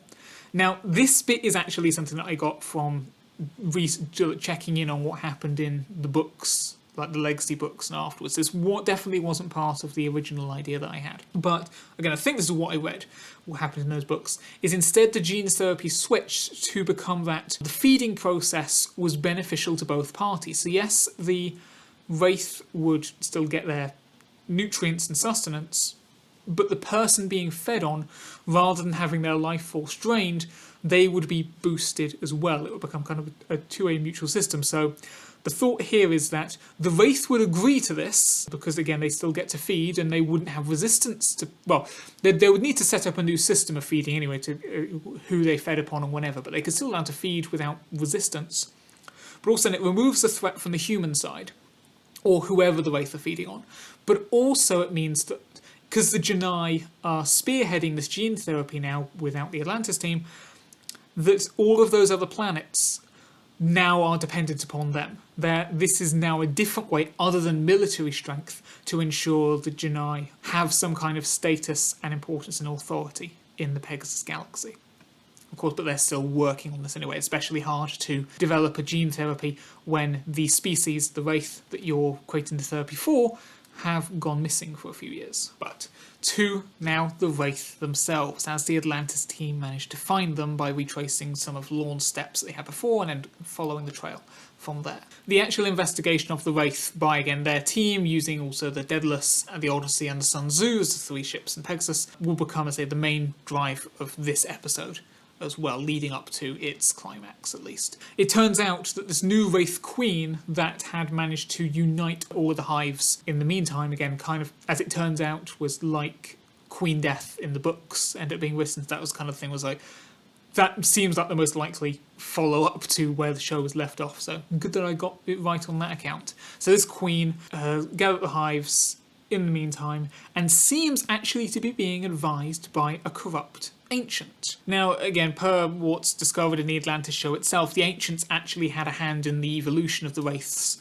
themselves. Basically, they created their own enemy, because the Wraith were then at war with the ancients for however long. And also, the ancients, in terms of the present day, in their ascended states, as again just consciousnesses on a higher plane of existence, they very much have a no interference policy. They believe everyone should have free will. They, as higher beings, should never meddle with the affairs of the lower beings, because it's not their place to, even though they very much could. And they do, or some instances of them do, although those particular ancient, or ascended beings in general, because not all of them are ancients who are ascended, but ascended beings who do interfere usually meet repercussions from the rest of the ascended beings afterwards. No matter how devastating it would be, they will allow the lower beings to do what they will. So again, it's especially odd for this corrupt kind of ancient ascended being to now be helping the Wraith especially, but that seems to be what's happening. Now, as part of that, that corrupt ancient had advised that the Wraith, instead of continuing to try to cull all the galaxy, they had reined themselves back to just some few specifically isolated worlds, that just by the nature of how the cosmos is set up in the galaxy, they're not as connected to anywhere else, and probably remove the Stargates in the process from there. These few worlds have now basically become like this massive like industrial farming for beings that they can feed off of. So again, that's why it doesn't matter as much, they're not controlling the whole galaxy. As they've been calling these few specific worlds, either that or the hives have just gone into hibernation in the meantime. All this with the understanding that the ancient will lead them to some greater power if they just bear with it for a little while longer. And in the meantime, it's still teaching them more technology and advancing them, and that's how the Wraith are now suddenly, I say, getting all that more advanced. It's teaching their scientists, and those scientists are then going off and giving the rest of their hives those upgrades as well. It's also including taking the ZPMs from around the galaxy so they can get that boost technologically, or in terms of fuel, as well. Also kind of the other end of that as well, more than just this ancient saying that, or advising that they go into hiding. It specifically said, if you are discovered prematurely, I will not give you this greater power. I will not lead you to this discovery. The only couple of exceptions sometimes which were allowed were every so often a small strike force of wraiths would just sneak out just to where some human worlds were getting a bit too strong when they're otherwise left unattended around the galaxy, just to make sure that, the humans or the other races don't rise up too much. But again, it's not obvious that it was the Wraith, and it's not a feeding, it's not a culling. And then otherwise, even though they are now kind of restricted to this small kind of pocket of the galaxy, the majority of the Wraiths here kind of accept that because of how bountiful food stock-wise or livestock-wise these kind of, again, this industrial farms of planets are now. And in regards to this kind of sabotage of human progress in other worlds, you could kind of alluded to that previously in episode 1 when we were with Taylor with the Athosians, so there could be some mention of something that happened to another world where, again, they were... Again, don't draw it out or point it out too much, but you can connect the dots that they suffered this sort of thing, seemingly by happenstance, but also they were people who were getting a little bit more developed. As we also start to see Daniel's team as they arrive on the planet for the TCI, this is because, again, they're both happening in the Pegasus galaxy, we now get a bit more information about what's going on, especially with this corrupt ancient. So, in general, the reason why this planet wasn't visible to begin with is that it's kind of in a state where it's phasing in and out of interactable existence, as otherwise kind of being enveloped and lost to dark matter. Now, dark matter seems to become this thing, but I don't want it to become my quantum, where in a lot of science fiction, if they don't know how to explain something, just tag the word quantum onto it. Because again, dark matter is something that I'm using in my own books as well to talk about the Mansons and so forth. And again, at the time in 2012 when I came up with this premise, it was just, oh, dark matter, whatever. It probably wouldn't be that, it'll probably be some other thing that we'll decide, but I'm keeping the term for now, just because I can justify it as well as an Easter egg for the show Dark Matter that some of the creators of Stargate went on to create afterwards. So again, that was another show that was cancelled prematurely on a cliffhanger. But yeah, there's an acknowledgement, dark matter, whatever. Planet engulfed in dark matter every so often periodically, that's why it only appears sometimes. And also, in the phases where it is contained within the dark matter, Daniel's team would have to vacate again because it would be dangerous to be exposed to it, so they have to keep going from the planet's surface to the ship and backwards and forwards, and sometimes back to the whole space station as well. But yeah, upon here, they discover that this is where some of the Furlings, one of those other, the Great Four Races, had been. Now, the Furlings in general are not a race that we have seen at any point in the show, in any of the shows. There's been one race, or a couple of races where you could kind of ask, are they the Furlings? And indeed, that was actually literally asked in one of the episodes, Grace, I believe, and to which they gave, the aliens in that episode gave no committal response either way. But the show creators have said that no, we have never seen the Furlings. We have seen evidence of their technology. In Paradise Lost, again in SG-1 episode, we see kind of a ruined civilization. They'd built a paradise anyone could come to, but that paradise was then destroyed by a virus. And there's a couple of other pieces of technology where in theory they could have been connected to the Furlings, we don't know for certain. And we got a kind of comic version of the Furlings seen in the episode 200, which was kind of like you had pitches of... okay, I want to make a connection to the pitch meetings. It's Screen Rant series now, because that's great, but whatever. You have this character of Martin Lloyd, who will actually be, I'll introduce shortly. But yeah, there's Captain Martin Lloyd, who is from another world, but he's now living on Earth. And he basically ended up pitching this TV show called Wormhole Extreme, which is basically this parody of Stargate Run. He got a TV show created based around what he had found out about the Stargate program and so forth, which failed as a show. It only lasted 3 episodes. But in the episode 200, the whole thing is actually, because it's become such a cult classic or cult hit already, even though it only lasted 3 episodes, a different movie studio is now going to make it into a film based on Wormhole Extreme. So a lot of episode 200 is basically Martin Lloyd at the SGC kind of consulting with those characters, kind of getting their opinions on it, because again he is parodying them, saying what would they think. And one of kind of the parody pitch ideas involves the Furlings basically as these Ewok-like characters again, because they're Furlings, but that's completely non-canonical. That's all in Martin Lloyd's head. We've still never actually seen them. We'll get more into the Furlings backstory in the subsequent episode, but it's just kind of introduced here. There were some furlings on this planet previously, and also the corrupt ancient is actually a furling in disguise. It disguised itself as an ancient because, again, it knew about the relationship between the Wraith and the ancients before, even though they were enemies, and because it thought that presenting itself as an ancient rather than just what the heck is a furling would give it more credence amongst the Wraith, and they would be more willing to accept it and kind of go along with what it was trying to do. However, by this point in the present, that is the only furling left. All of the others became too corrupted by the dark matter on the planet, and they were all wiped out. It's the last of its kind now, or last known one of its kind. However, elsewhere on the planet, they also find an active Stargate, through which, because it's sent through radio transmissions, they come into contact with Eli Wallace from Stargate Universe, finally. As we get to the latter part of episode 2 of 4, we now make the connection to Stargate Universe, the real reason, driving force behind making this mini-series. And from there he can kind of explain some of the situation. So it turns out that for some reason unknown to him, we'll find out later, but for unknown reason to him, the stasis booths on the Destiny did not wake up the crew, even though they should have made it through the 3-year jump. He is not specifying what happened to him yet. That's still kept a secret, still being vague about it.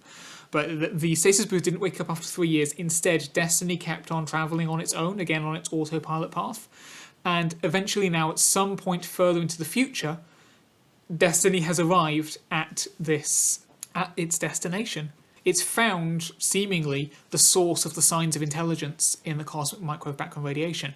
I am not going to decide what that is. I would leave that up to the Stargate creators because, again, they were the ones who had the idea. I mean, I don't know if it would be anything they'd ever actually get to in the end of that show, but I'd leave it up to them what the exact nature of this thing is. But they've reached the destination. Also, to be clear, Eli hasn't woken any of the other crew up yet still. He's the only one who is conscious and awake around the ship. So what happened is because of this, like, the ambient power around this part in space, again, just as how Destiny takes solar power, Destiny will start taking power from this place as well. He tried to use that excess power to now dial the 9th chevron again to get back to Earth. But something went, well, if not get back to Earth, then get back somewhere closer to home. It went wrong, however, and it connected to this dark matter planet, but also kind of because of the state of the dark matter kind of muddling with things, the wormhole, as well as coming out of this gate, also partially reflected backwards, back towards further out into the universe, to some other third location. So the wormhole is unstable. It's trying to exit at 2 different points, both at this planet here and an unknown planet out in space. Hence why he can't go through. And also, again, just to reiterate, because I haven't said it yet, but again, for those who don't know, with the whole thing with the Stargate wormholes, they are one way. If someone dials your planet, you can't then go through to them until that wormhole has been shut off and you have redialed going out. So in theory, the Destiny crew should be able to go through their gate on Destiny out to the dark matter planet, but no one on the dark matter planet could then go back onto Destiny.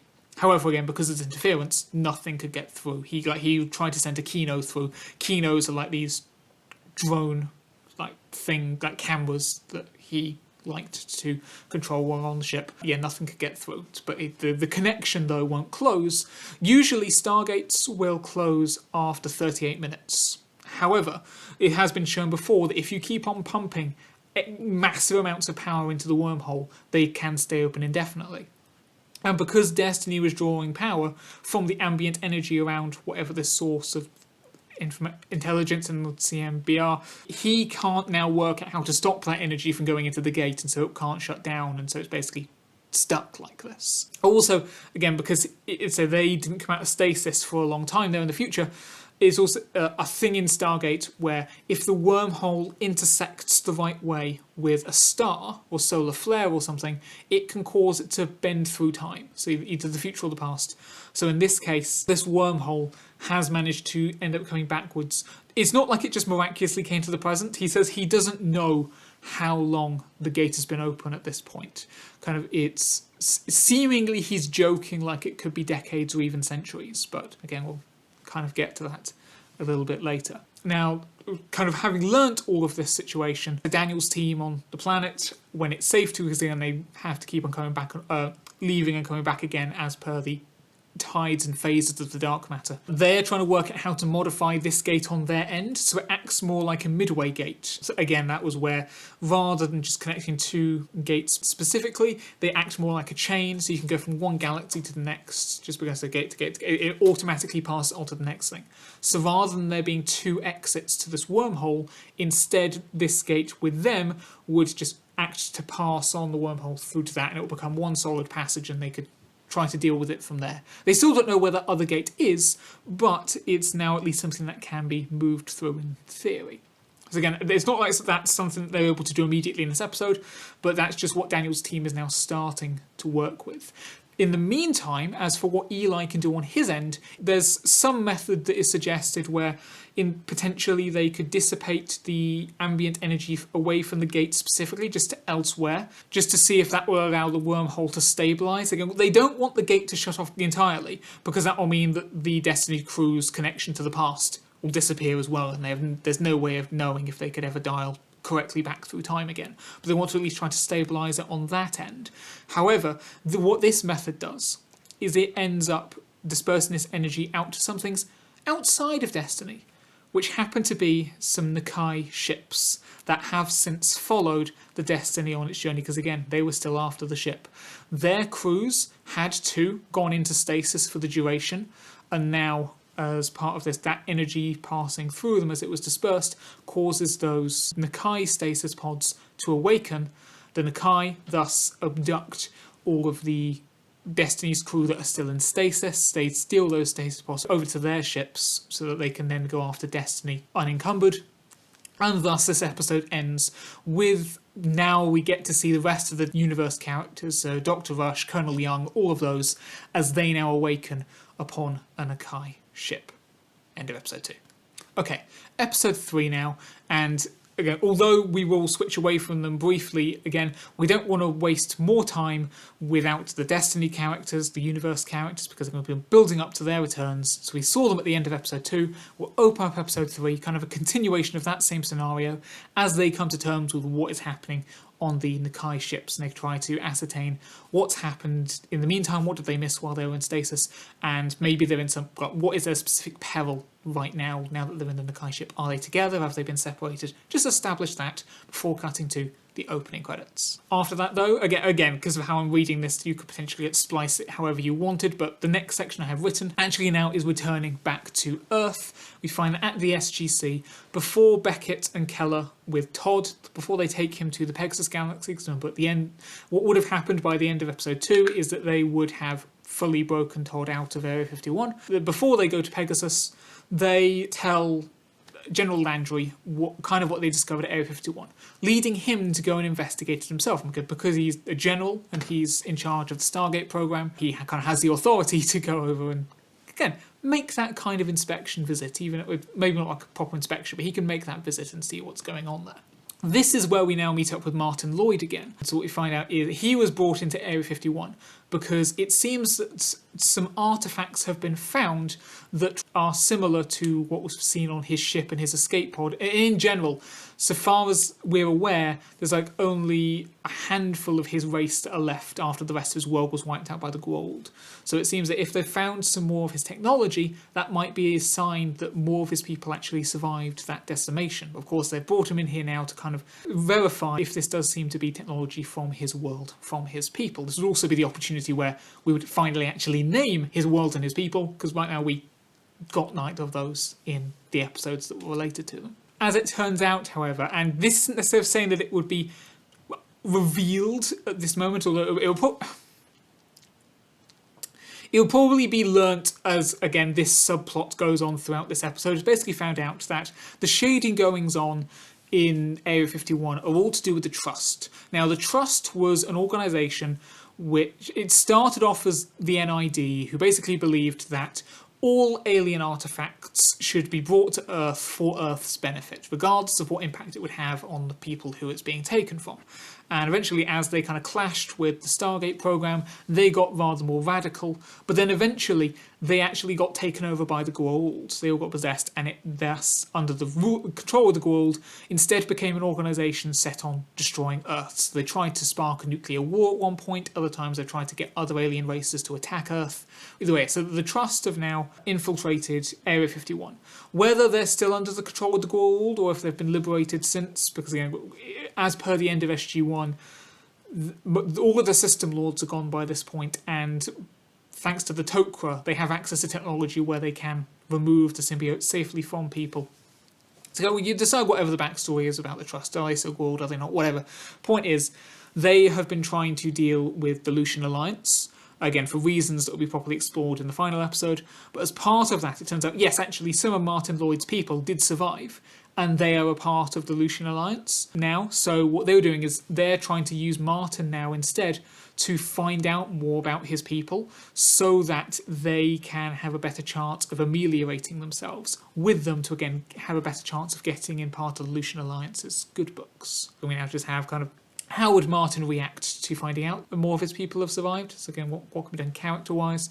But in terms of more in the present, he can help to recover more of Cadman's video files from an attempted deletion beforehand, and thus that's where we get more of. She had begun to suspect that certain people who were going on missions in the Pegasus galaxy were belonging to the Trust and bringing artifacts back that way and so forth. And again, that's why she had to be got rid of. The Trust caused the wider natural accident because, again, they made it look natural, so they hopefully wouldn't be suspicious. And also by attacking the space station in general, rather than just Cadman, it removed suspicion that she was a target. Rather, she was just a collateral victim, so people wouldn't look as deeply into what she had been doing prior to her death.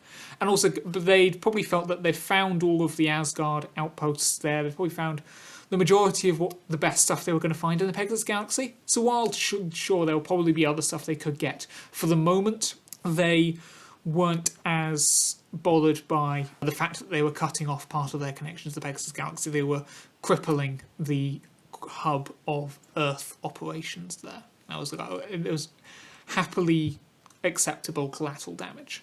Otherwise, speaking of the Pegasus galaxy, again, we've now had Beckett and Keller have returned there with Todd, and they meet up with the main team, or more specifically, they're able to meet up with the Janai, because Todd can then, again with some persuasion, be a willing subject to help with their gene therapy research, again as boosted by Beckett and Keller, because they were the two that also had specific knowledge and experience with the gene therapy before, so they can now kind of try to accelerate that process of development more. As for back with the Lucian Alliance itself, again we've got Tomin, who is still trying to navigate his way around the Lucian Alliance's more prominent leaders, who he now has more social access to, now that he's suddenly found himself with this position. And again, Woolsey is trying to guide him in how to act and how best to operate himself from the behind the scenes, because again, the Lucian Alliance have already now started to become more actively suspicious of Earth again. So again, yeah, Woolsey doesn't want to be noticed. The Earth kind of operatives that were discovered back in episode 2, we can now kind of confirm they were Trust operatives. They were the ones who were trying to, again, get into the Lucian Alliance's good books. And you know, because the Lucian Alliance have kind of been against Earth anyway before now, because the SGC, the Stargate program, have tried to put a stop to their criminal ways before. But yeah, now especially they're actively getting angry towards them again, kind of saying the Tauri, which is kind of everyone else's term for Earth. Like the Tauri have been causing trouble before, but you know, how dare they say how the galaxy should be run? Like, they're just one planet. We have united so many free human worlds, so what if we don't agree on morals?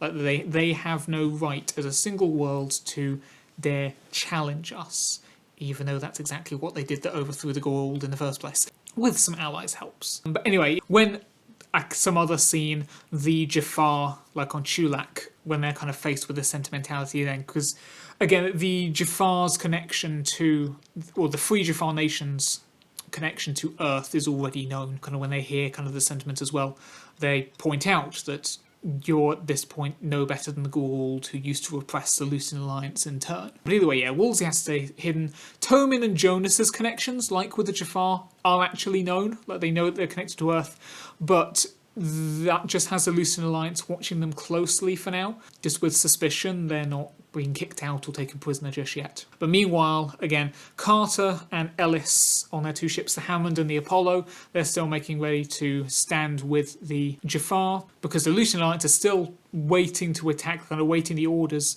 Turns out, however, actually they reached news that a Tok'ra world has been attacked first, so that while all of those forces were waiting around Chulak, it was the Tok'ra world that was attacked again, because the Tok'ra are also known for their connections to Earth.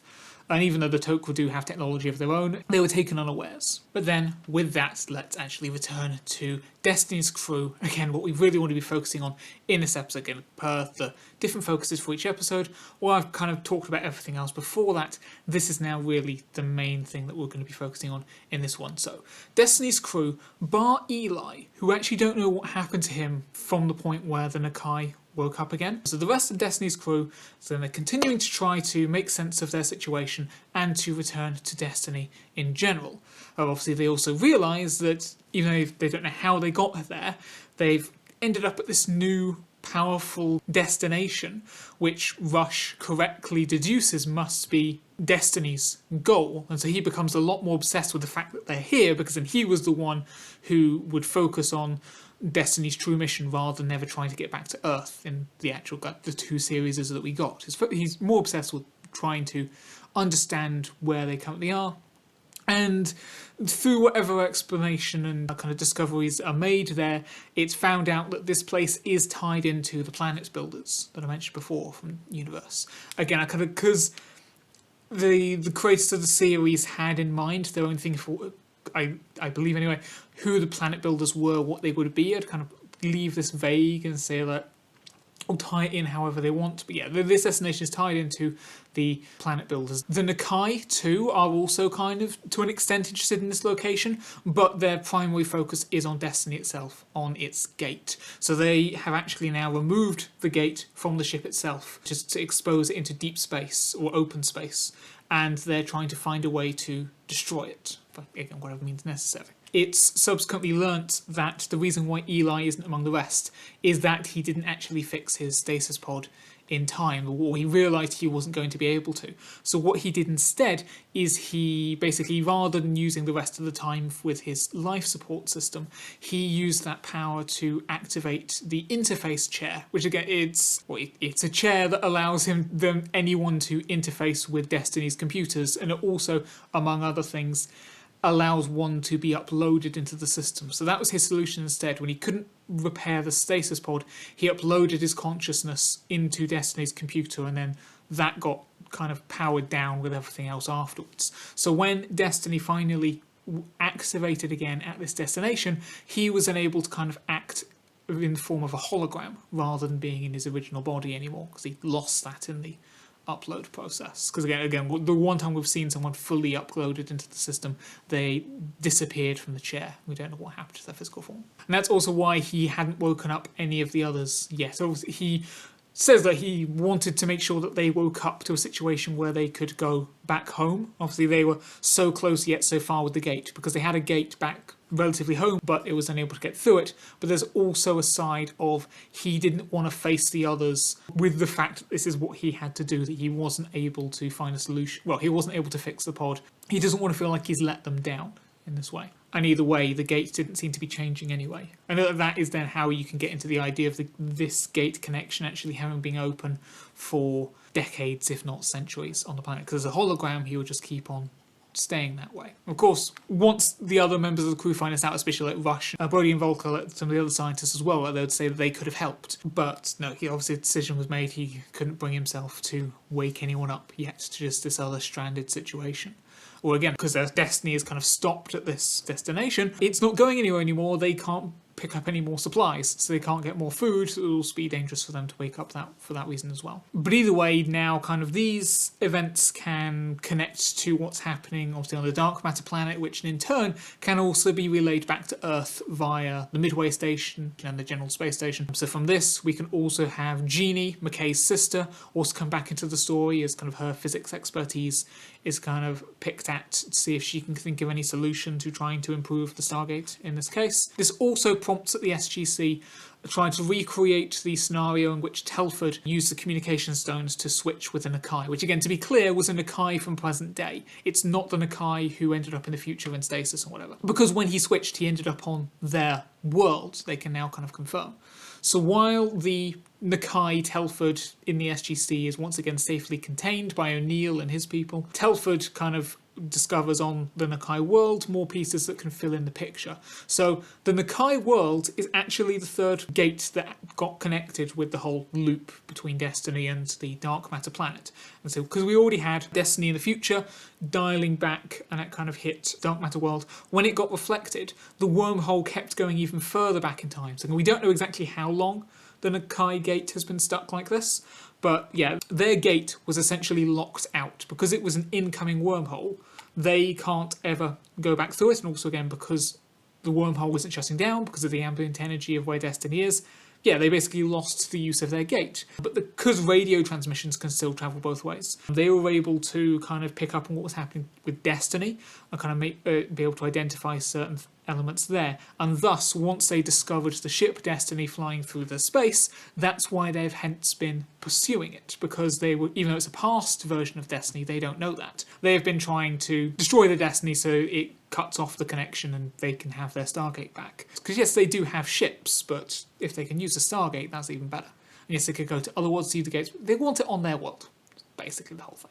Now, in general, the dark matter planet, before it was kind of consumed by excess dark matter as a result of the Asgard and Nox, again, what we saw in the very opening scene of episode 1, it still had dark matter, whatever this substance is, around it anyway, because it was all part of this planet's purpose to be able to eventually contact Destiny. Because again, the Ancients sent Destiny and the Seed ships out ahead with the intention that they would join up with them later. It's just they never got round to it. They ascended beforehand, or they dealt with it. They just never got around to it. But yeah, this planet would be their way of contacting them when the time seemingly came. So when the Ancients eventually did ascend, the Furlings, again to go back to them, felt that they're obviously a loss to the alliance of four races.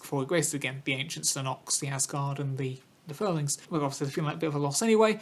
But then also, once the Furlings started to succumb to tragedies of their own, like you have the loss of the utopia that was built in Paradise Lost, but then some other thing that made up for this background of this story, the Furlings were mostly wiped out.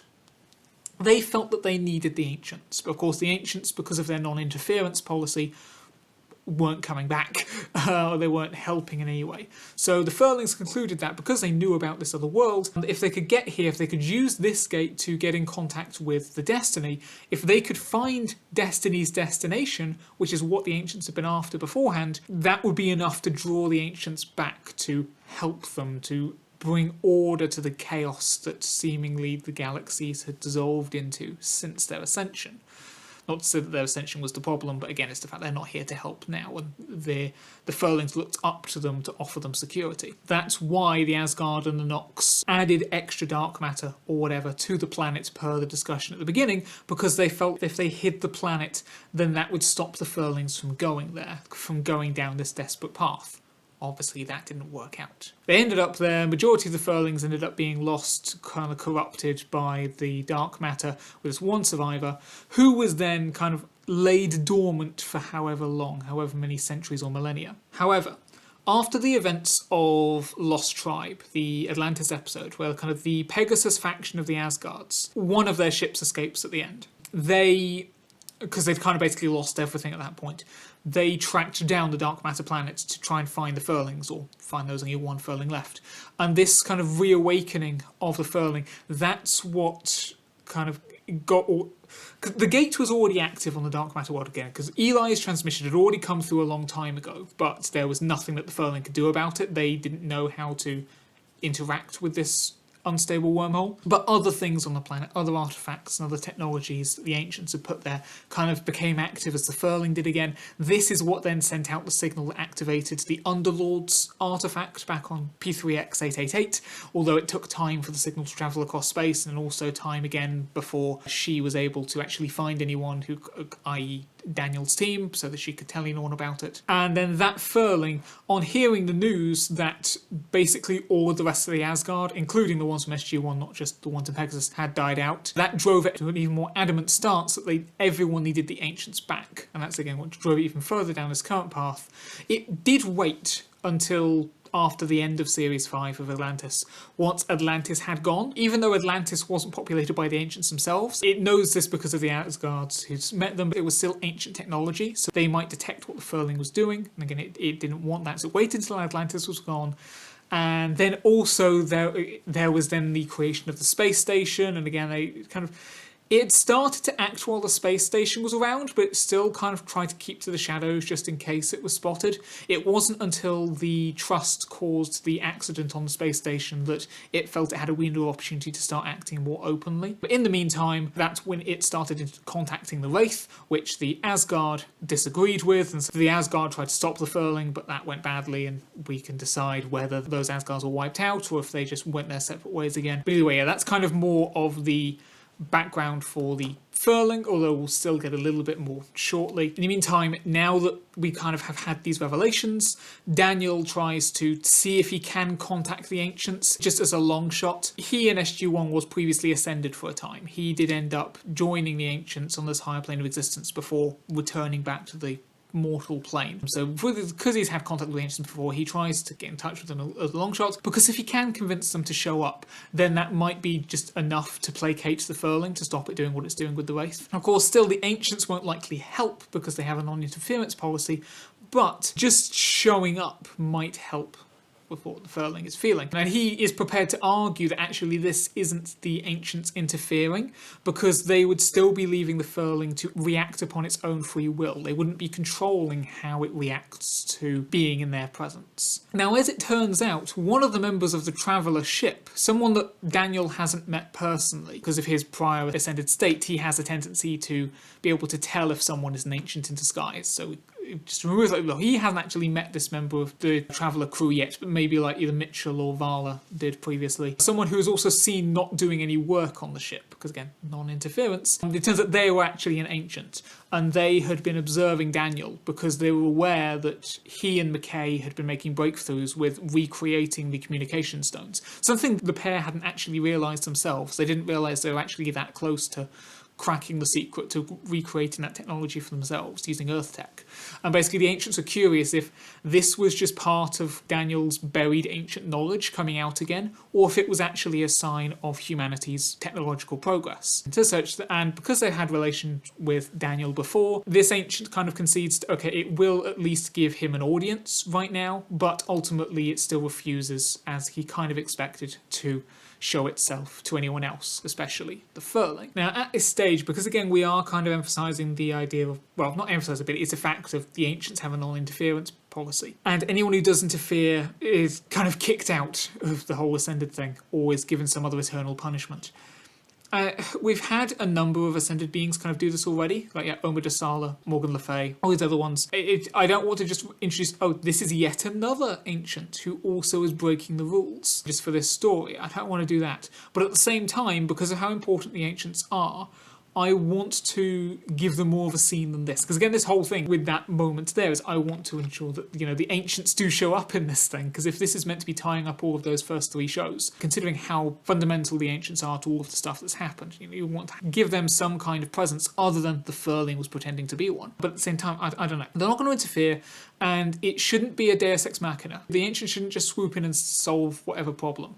That being said, if we were to find a place for them to have some further significance in the story, maybe there would be some scenario in which, either in this episode or episode 4, it could be persuaded to subtly, from the sidelines, help with the industrial farming of the humans on these like specific isolated worlds to help liberate them there. Not dealing with the Wraith, because the main characters are dealing with the Wraith, but helping with the humans on their own right to get them free. something like that. But otherwise, other than this plan to try to contact the Ancients, Daniel's team's other main objective at this stage, and also other than trying to, with Genie's remote help, work out how to make this a Midway gate behaving kind of thing, is to see if they can now stop the shifting into dark matter and out of dark matter, because if they can remove that hazard, then that's going to be beneficial. Again, not really something they're able to do quickly, if at all. I don't think I have them completing it at all, but it's something they're going to try to do.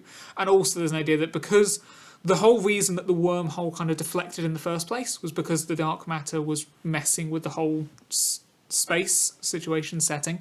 So if they remove that, then maybe that will give the wormhole a better chance of subsequently stabilising. In the meantime, the Atlantis teams, are led by Shepard, are going up against the Wraith Queen, and the hives that are all surrounding these worlds all kind of clustered together. All of the Wraiths combined into one union. The Janai aren't helping military-wise, because again, their leader is still adamant that they should not be taking the military tactics. So again, it's just them going through this. But while the Atlantis crew are doing that, while they're going up against the Queen, the Furling cracks the last bit of its research.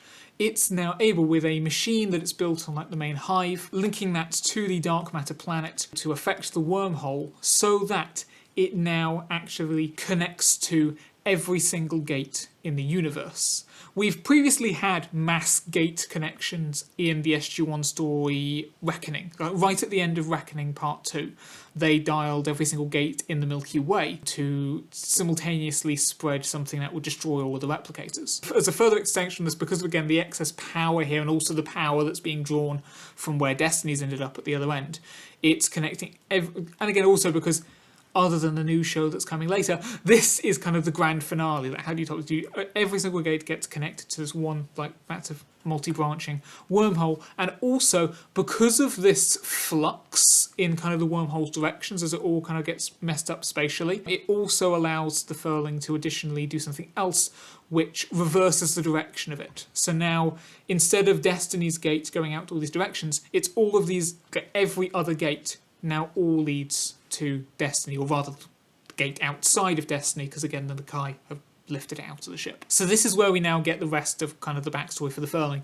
So because it was alone, it turned to the Wraith for its company for when it now went through all of these wormholes. So in addition to the fact that all multiple gates now go to Destiny, as well as the Wraith darts now all able to fly through those, because again, just like how you had the Puddle Jumpers that go through the gates, the Wraith darts are also ships designed to fly through gates. Rather than all having to go through one gate at once, they can each go to separate gates, whichever's nearest, and go through all of those. Also, the act of activating every single gate in the universe should again act to attract the attention of the Ancients, which it's still trying to get an audience with, to get them to return. So the power that the Furling, disguised as an Ancient, had offered the Wraith Queen was this power at Destiny's destination, the intelligence behind the CMBR. So all the Wraith are now going through there to try to claim it for themselves. And meanwhile, just to close off this episode here, we have back in the Milky Way, obviously the Lucian Alliance have, along with everyone else, noticed that their gates are locked in a specific wormhole when it all seems to be leading through to some other destination that they don't know. But again, because radio signals at least can go either way, they recognise from the transmissions from the Destiny's crew as they're communicating with each other that it's the Tauri, the people from Earth, are on the other side, on the Destiny, whether or not they recognise it as a Destiny specifically. And thus they come to blame Earth for what is going on, the fact that no one can use their gates anymore. And so, with all the tension that's already been building up previously, they now turn their full forces on Earth and our allies. They may have cared about trying to get Destiny before, but they already lost that mission, and this is much more of a priority. Just as how the Nakai had been angry about losing their gate before, so too now are the Lucian Alliance, again, and everyone angry at the loss of their own gates. Earth is being blamed, all their forces are now going to point their guns that way. End of episode 3. And thus, the final episode, part 4. Opening now actually kind of overlaying with the end of episode 3, but now from Destiny's end. Again, we're seeing this gate kind of more just floating around in space itself, but we see kind of the effect of it, of how the wormhole of changing looks here, as it switches direction and then it starts having things pour through from all the other side. What's that going to look like happening to this gate as it doesn't fully overload and get destroyed because it's still able to process it, but having input from countless other sources. We're now seeing it processing and managing to safely eject all the Wraith darts especially, but also anything that may accidentally also happen to wander through any other kind of gate or investigate through any other gates, kind of pouring through here, and then also seeing what the reactions of the Destiny crew and the Nakai are going to be to that. Cut to opening credits, and then beyond that, actually, for the first time, we're going to keep with that exact same narrative thread rather than switching to another one. Although I will say at this point, kind of, and only for this explanation, I have to be vague, but like I already said, the actual nature of Destiny's destination, I'd leave that up to the likes of Brad Wright and Joseph Malozzi and all that lot, because they're the ones who are kind of setting that up to begin with, how much that connects to the planet builders and whatever. But as such, kind of the ensuing final conflicts, that part of the story between the Furlings and the Wraith versus the Nakai, and you've also got the Destiny crew trying to survive all of that mess. The actual nature of that, again, because that depends on the wider surroundings and context, we'll just say there is some kind of conflict on that side. As part of this, we could also potentially say that at this stage some of the universe characters could be killed off. I'm going to say that a couple of times throughout this final episode breakdown, because again it is kind of the ending for these threads. If you were, not saying you have to in this case, but if it was decided that anyone was to be killed off, it would probably be during this section. Meanwhile, back in the Pegasus galaxy, while most of the Wraiths are, well, while a lot of the Wraiths are following the Furling through the gates to Destiny to get that power source, some of them are staying behind in the hives, especially the hive that has the machine that's, you know, allowing for the gates to connect like this. And so they're the ones that the Atlantis crew are now going after, along with the Daedalus, the Odyssey, the Sun Tzu, and the Traveller ships. So you can have one sequence spaced around the space station in Pegasus, and then you have another sequence where we're again specifically going after the Wraith hive that's around the dark matter planet with the machine for the thing. And since, fair enough, Daniel's team haven't been able to work out how to alter the dark matter phase shifts, they could at least try to use it tactfully, like try to use those dark matter tides against the Wraith in turn. Once again, like I just said for the Universe crew, if you were to kill off any of the Atlantis characters, this probably would be the sequence in which it would happen. Because of the proximity though, because again we're going to the dark matter planets, this is where Daniel's team would join up with Shepard's team and kind of combine their forces together that way. They need to destroy this machine, again, that's connecting all the gates. If for no other reason, then it's going to be a danger to any innocent person that now tries to go through a gate. Because again, if anyone's just curious enough, or anyone doesn't realise and goes through the gates anyway, they're just now going to appear out in open space. Well, Daniel doesn't know specifically what's on the other side, but well, they just know it's going to be something to do with Destiny all the way over there in the future. So if they destroy the machine, hopefully all of the connections will be lost, all the extra connections I should say at least, and yeah, it removes the threat to any of the innocents. Now again, as part of this, the Janai are now kind of getting Todd to lead the push towards getting those remaining Wraiths into the gene therapy, instead to stand down towards that cause, instead to step away from what the Furling was doing. Again, you're at this point where there are now divisions within the Janai, because everything has finally kicked off, especially with the gates all activating. So those among their people who disagree with their leader, that they think they should still be trying a military tact, are now threatening to splinter off and act of their own accord. The leader is still adamant, though, that they should not do anything to actively incur the Wraith's wrath. With the gates all inoperable, they can't use it to communicate with Earth or anything like that. McKay proposes that they use the prototype reverse-engineered communication stones that he and Daniel had been making. He had some of them with them, so that's how they can, kind of the groups can stay in contact with one another. Meanwhile, back in the Milky Way, we now have those Lucian Alliance leaders bearing their forces down to attack Earth, because again they think this is the source of all the trouble with the Stargates. The more general attacks on the population, because again they're just attacking Earth more generally, will be experienced through Jeannie and her family. We can imagine what's happening to them is kind of like what's happening to other people around the world as well. More than this though, the Lucian Alliance, apart from their other main attack, are also going after Area 51, because they know about, by this point, the weapon that the Trust were making for them there. So again, to clarify, as part of that, because the Trust had been wanting to ally themselves with the Lucian Alliance, depending on whether they're still under the influence of the Goa'uld or not, that's either so that they can get the Lucian Alliance to attack Earth, or so that they can ally with Earth and just get access to more alien technology. It's kind of a bartering chip. The Trust have been experimenting with the alien artifacts brought to Area 51 to build a kind of weapon that would kind of be impressive to the Lucian Alliance. So the Alliance are now going there to try to take that weapon for themselves, and kind of also set up that, because you could potentially argue, even though obviously it's hurting a lot of Earth citizens, that the Lucian Alliance are, from their point of view, kind of justified in trying to attack Earth to try to stop all the gate stuff from going on. So also to make sure that these still do come across as justifiable, valid baddies for this side of the whole story. There's also the implication of what these criminal leaders would do with this weapon to make sure that no one ever tries to undermine their grip on the galaxy again. So with that threat, there's kind of, yes, there is a reason why we still need to stop this. So also as part of this now, Tomin and Jonas no longer being tolerated, like they were kind of given a chance before.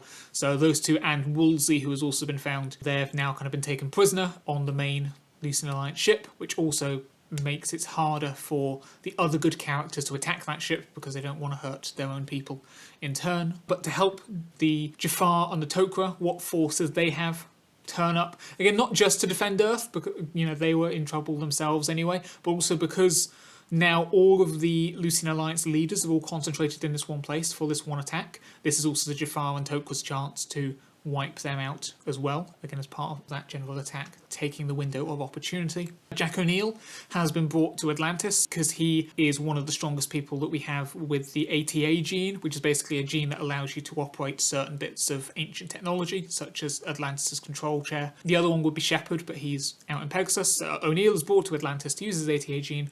Carter ends up joining him there once the Hammond is destroyed, not to wantonly destroy the ship that is named in the memory of one of the other characters whose actor actually passed away, but I need a reason for why I want to get O'Neill and Carter together on Atlantis for this bit. Teal'c also ends up there, as well as Dr. Lamb. We'll say Dr. Lamb because she was on Chulak before. We'll probably have had something where Chaka was sent back home because he was fine and whatever could have happened to the Underlord. Dr. Lamb was travelling with the Jafar, she came with them. So she was as Teal'c in his ship. He also comes to Atlantis because the Lucian Alliance, again, were targeting that because the city ship is one of Earth's great defences, as well as something they could potentially claim for themselves if they're successful. However, as part of this, it turns out that Atlantis can't be used as a defence immediately, because when some of the Trust operatives came with Coolidge at the beginning of episode 1 to take Todd, they took the opportunity to sabotage part of Atlantis. So it's kind of suddenly, when they're in this battle situation, it is disabled, so they have to try to repair it under fire, as it were. The method of damage, though, is similar to what was done to the space station out in Pegasus before in the attack that killed off Cadman. So because since then they had been able to study the events that led to that catastrophe there, even though they initially thought it might be natural, because they have a better understanding of it now, the characters like Carter have a better chance of knowing what to do to try to repair this sabotage in this case. Meanwhile, down at the SGC in Cheyenne Mountain, Telford leads kind of the defences of the mountain itself against kind of the ground Lucian Alliance forces, with others like Bates there as well. And again, the Lucian Alliance know to target Cheyenne Mountain specifically because the Trust told them that that was where Stargate Command was. But for all of the ground defences that Telford tried to lead, the SGC does get destroyed. We'll blow up the mountain, we'll get rid of the facility. Although Telford's team were out of it at the time, so they survived. So then kind of apprehending Lucian Alliance technology, Telford will try to lead kind of a salvaging expedition to try to rescue as much as they can. So Walter could use some beaming technology from one of the Lucian Alliance ships to try to kind of get out anyone who may be trapped in the rubble. This beaming technology then, having been got by the Lucian Alliance, maybe is just a remnant of when Baal was around, because Baal was one of the Goa'uld that had access to Asgard beaming technology, so if it was left behind from him, they could have co-opted it into their own technology. So among those rescued from the rubble could be Sylar, and then also Cassandra could be helping otherwise if she too got out of the mountain. And then in other parts of the wreckage where there are no life signs found, then other tech from the Lucian Alliance could be used to try to clear away just all of the wreckage. And that's then when they find the SGC Stargate still active, connected to all of the wormhole stuff, despite the fact that it was just buried. Because usually, not when it's active, but a way that you can stop a Stargate being connected to the network is to bury it. But yeah, it's still connected despite all of that once it's extracted from the rubble. Meanwhile, back over at Area 51, you can now have, whereas before I was kind of suggesting if you wanted you could kill off some people from the Universe cast or the Atlantis cast, here I would pretty much say, yeah, not that I have anything against him, but I would have General Landry sacrifice himself trying to stop the Lucian Alliance and the Trust trying to make use of the weapon that have been developing there. You can also have the fact that because Dr. Lamb is on Atlantis right now and she is his daughter, like some communication between them just before it happens. But yeah, he sacrifices himself in a valiant hero's death to stop the weapon falling into the wrong hands. He doesn't allow, like, Martin to make the sacrifice because he's only just learnt that there are more people from his own world that survived before, so he still has, he should be able to go out and find his people again. And I feel like Hayley could make the sacrifice, but because she's kind of a side character, it wouldn't have as much of an impact. So they should definitely be involved in that kind of siege or attack of Area 51 in general anyway. So despite all of this, so despite the loss of the SGC, despite the loss of Landry at Area 51, still more defences can come from Earth though, in the form of the other new characters who were introduced kind of around Jack O'Neill earlier, who say will go on to be in the new show that comes after, since just as how O'Neill went off to Atlantis, they, when the whole thing started, went over to the Russian part of the Stargate program to take off in the F-305s that again had been talked about as being built over there. So this is now the most advanced Earth-based fighter crafts yet that kind of also incorporate some ancient technology. In theory would have been some Wraith technology, but they weren't really as successful in that. But still, advanced ships that now take off from the surface and help in the space fight part of it. Joining with the likes of the Apollo, because again, Hammond was destroyed, but the Apollo also trying to defend the populated areas of Earth. Eventually, Atlantis is restored and it can deal with the threats to Earth itself, but also like the main Lucian Alliance forces. But I'd want the actual leaders of the Lucian Alliance, the big bads on that regard, they would actually be taken out by a combination of the Jafar, the Tok'ra, and Tomin's group that are on there. The Jafar being led by Braytak, because Teal'c is on Atlantis. But yeah, they kind of work together and they get that victory. Otherwise, they are just kind of there for the sidelines of the fight. And they give them that glory of actually taking out the big bad leaders of the Lucian Alliance themselves. Now, while all of this is going on, again, still relating to Atlantis, while they're doing the repairs to that, another realisation is made regarding Atlantis' gate. So we mentioned right at the beginning that it was taken offline, it was taken out of the Stargate network, because otherwise it would supersede the SGC's main gate. Well, because of that, it's actually maybe the only gate that's not currently connected to all of the rest of the stuff that's then going off towards Destiny in the future. So Carter, Zelenka, Bill Lee and Kavanagh all work kind of together. They work out how, in theory, if they were to activate Atlantis' gate, how it could kind of magnetise the wormhole onto it. Now, to specify what we mean by that is that if they can get the wormhole to switch back to its original direction, so it's coming out of Destiny instead of towards it, which should be able to be done if they just take out the machine that the Furling had created, which they know about because they were communicating with the people in Pegasus just before the whole gate thing happened. So the Shepard's team, when they found the Furling doing whatever it was, they could relay back to Caldwell on the Daedalus, and he could have sent back to the Midway station to, again, keep everyone at the SGC informed of what was happening there. So they know there's something to do with the machine over there. Let's say if that got fixed, theoretically, if everything reverted back to the previous conditions, then the wormhole would go back in the original direction. Also, let's say they obviously also want to get rid of it because they don't want the Destiny gate, in theory, being able to come out in any of multiple directions, even if that's possible. So again, if that gets shut down, it should go back to just one continuous path, with the gate on the dark matter planets now having successfully been converted in something like Midway gate, so that should be fine as well. There won't now be multiple divergences at the end. It should go straight through. Just to stop it, however, once it stabilises back to its past self, as was previous state, to stop it from then just connecting to the Nakai world instead, this is why we say we want to magnetise to the Atlantis gate. So instead, once it passes through the dark matter planet, it instead will latch onto Atlantis gate and it has an exit there. This is all a little bit complicated, and I'm aware that, because this was kind of the main conceit behind the story as well, the three-way gate connection or whatever. I may have worded that clumsily, but again, because I have got it kind of laid out in the notes here, I think it would make sense in execution.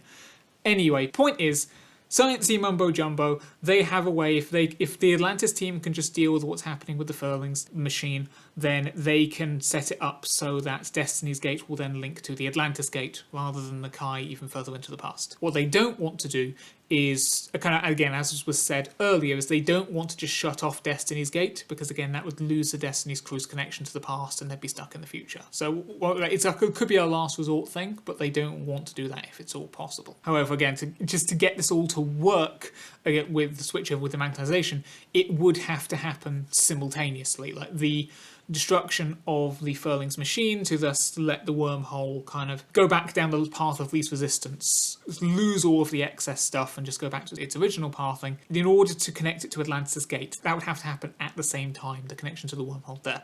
So they need a way of coordinating with what's happening in Pegasus. There is obviously the concern that still, like, Destiny's Gate isn't shutting down, and, you know, that could then lead to Atlantis' gates being shut off, but the main priority, they can deal with that later. The main priority right now is stopping the multiple branching gates and getting Destiny's crew a path that will lead them back to the present, back to Earth. But for now, before further arrangements are going to be made, they want to send people through who can actually, like, rescue and pick up Destiny's crew. So they've already sent through a MALP, because they can't one of the, like, probe things, and they've determined that the gate is indeed now in open space, it's not in the ship. So they'll open up like the Puddle Jumper Bay and the roof as well on top of Atlantis, so that, although they'll need the shield up, obviously the shield will be up anyway to protect them from being in the vacuum of space, but the Puddle Jumpers could then in theory fly down and go through the gate and pick up the Destiny's crew. However, because of everything that's gone on just in wider circumstances with the battle as well, they don't necessarily have many people on hand with the necessary ATA gene, whether naturally or having gone through their own kind of gene therapy to get the ATA gene, which again from the show itself. Basically, there aren't enough people to pilot the Puddle Jumpers. So that's where the new characters in the F305s come in. So now they'll fly through the roof and they'll go through the gate themselves, again, because they have Puddle Jumper technology. Part of that is the ability to pass through gates themselves.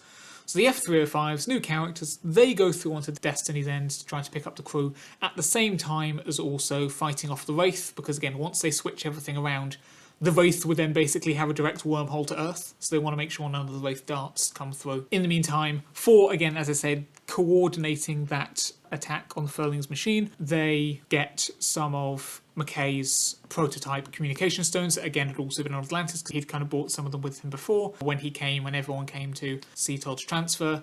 So they use those to switch over. So first of all, Chuck on Atlantis. This is where some of the miscellaneous Atlantis staff would have been kind of present in scenes anyway, but say here, Chuck would first of all end up happening to switch with Daniel, because Daniel would have one of the communication stones there anyway. And then once so Daniel's now on Atlantis, and then Chuck can tell like Varlo and Mitchell to do it as well. So they then, once they have stones of their own, again from McKay, they can switch with Banks and Novak. The reason why I'm getting them to switch over as well is that, I mean, so a lot of this is fans. Again, I don't know exactly where the lines of fan service are ever drawn, but in this case, especially in this moment, them also going over via the communication stones is solely that we can now actually have a scene where all of the SG-1 characters, well, all the members of the SG-1 team are together in one scene, because we've had all the Destiny's crew together, we've had the reunion of the Atlantis team, but thus far the SG-1 characters have kind of been all over the place. So this way we technically have all the SG-1 characters in one place, and then just with that, with the kind of communications back and forth, they find a way using the communication stones to coordinate when the Atlantis crew are going to make their attack on the Furling machine, and that in time with when the Atlantis gate is going to be brought online and magnetize the wormhole. That succeeds. As I said before, the precise nature of the end of the storyline with the Furlings and the Wraith out at that end of the universe depends on the ultimate nature that is decided for where Destiny has ended up regarding the planet builders. But it is at this time, or around this kind of thing, learnt that a lot of this was kind of by the designs of the planet builders. As part of some grander plan, they had wanted to get the Furling here. So the Furling's final fate has something to do with whatever planet builders are doing. And additionally, this grander plan that we're not really privy to, we just kind of get that this ties into it somehow. Not because I'm not going to work it out, but because it's kind of, again, these almighty mysterious beings, you don't want to explain everything about them. This is part of some grander plan of theirs that they don't explain how the pieces fall together. They had instigated the creation of an artificial time loop regarding the Nakai, by which, again, just to make it clear, the Nakai were chasing Destiny because of what happened with their gate, but the fact that the Nakai were after Destiny affected Destiny's path and that its journey, which then led to it getting to this ending, which allowed for the gates to activate, and so you see it becomes that kind of paradox. And now, to be clear, that is not how time travel normally works in a Stargate franchise. Again, we've had other things before with time travel where it shows, no, the timeline changes. So again, this is actually, just want to emphasise here then, that this is actually going to further show of the power of the planet builders in that they can actually force time into accepting this time loop rather than going into a state of alternating timelines. This again just with the effect that this guaranteed that everything was set up, that the furling ended up in this place. Now again, we say guaranteed. The planet builders are still kind of acting like the ancients here in that they're allowing the pieces to play with free will. They just also made the extra step though to assemble the pieces in the first place. They moved everyone into position and then just allowed them to carry on through their course. So it's not like none of the events that went into Stargate Universe or whatever, it was none of their control. They were just going through the motions. They still had that, but there was kind of this guiding hand along the way, which is also why, even though they could have done, it's kind of implied that they could in one of the episodes of Universe, the planet was good, is that they could just transport the humans all the way across the galaxies, maybe even back to Earth immediately, but they didn't because they needed the human crew to again see Destiny through its path as part of all this establishment of the time loop. Either way, once this is done, they got what they wanted, they got the furling there, they got whatever. The actual end of the conflict between the Nakai and Wraith and whatever ends with the Destiny ship itself being sacrificed, so we're not getting a season 3. The ship would be destroyed in some process, but of course Eli is part of the computer system, that's how he survived before. So before this all happens, they kind of ask of the planet builders that they give him a new body, like how they created the versions of the 7 people who stayed on Eden, that other planet, in the episode Visitation, although this time, because Eli's consciousness never properly died, his new body shouldn't then break down like those other people's did it again in the episode Visitation, so he should be fine with this new body. So they grant him that.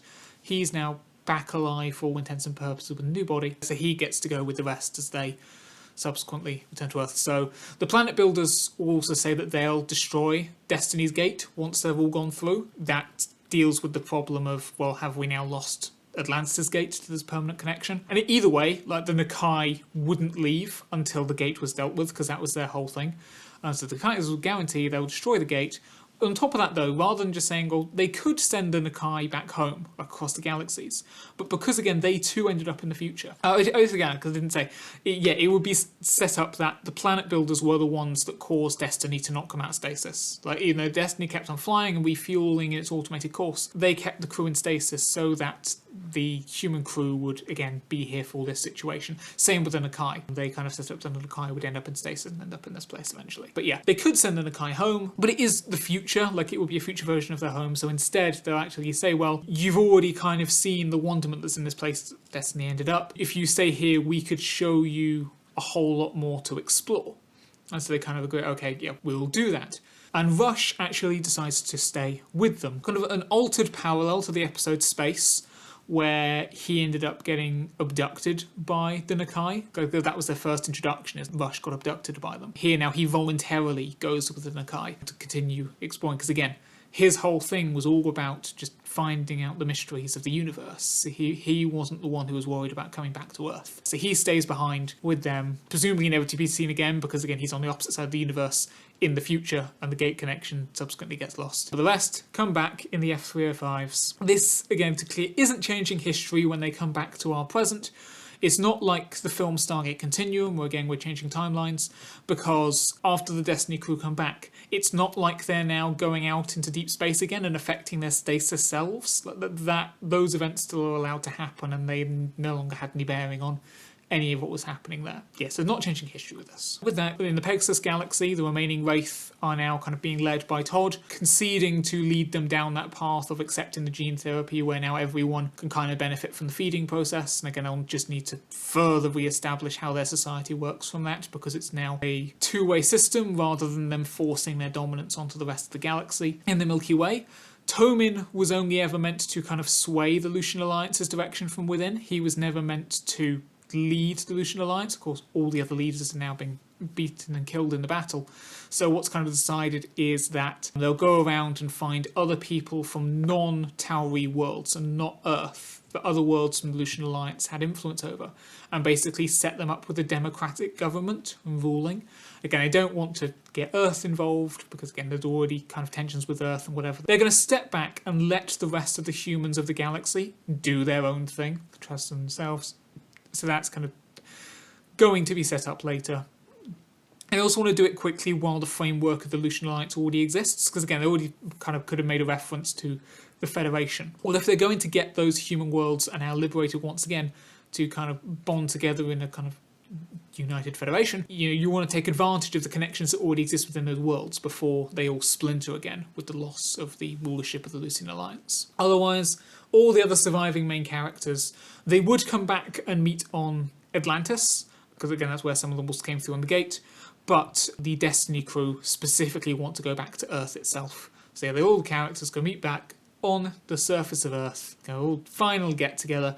In the background, it's kind of acknowledged that Earth now most certainly is more aware of like alien spaceships, although the Lucian Alliance were humans, so it's not like they saw aliens, but they're aware there's something else going on. You've had kind of hints of this before, or usually in alternate timelines, but now yes, this would be, once you go into the new show that again spirals off from this, part of the other background of that is that Earth is now moving into a state of greater disclosure about part of the wider world, the wider universe rather, that they're actually a part of. Well, how was that? That was long. So, hopefully you found that interesting. Are you a fan of Stargate anyway? If so, what did you think of my idea of how to wrap up the storylines, which is probably not what's going to be done by the new show that's being done by the creators at the moment anyway? If so, let me know, either in comments below or the social medias that are linked in the description.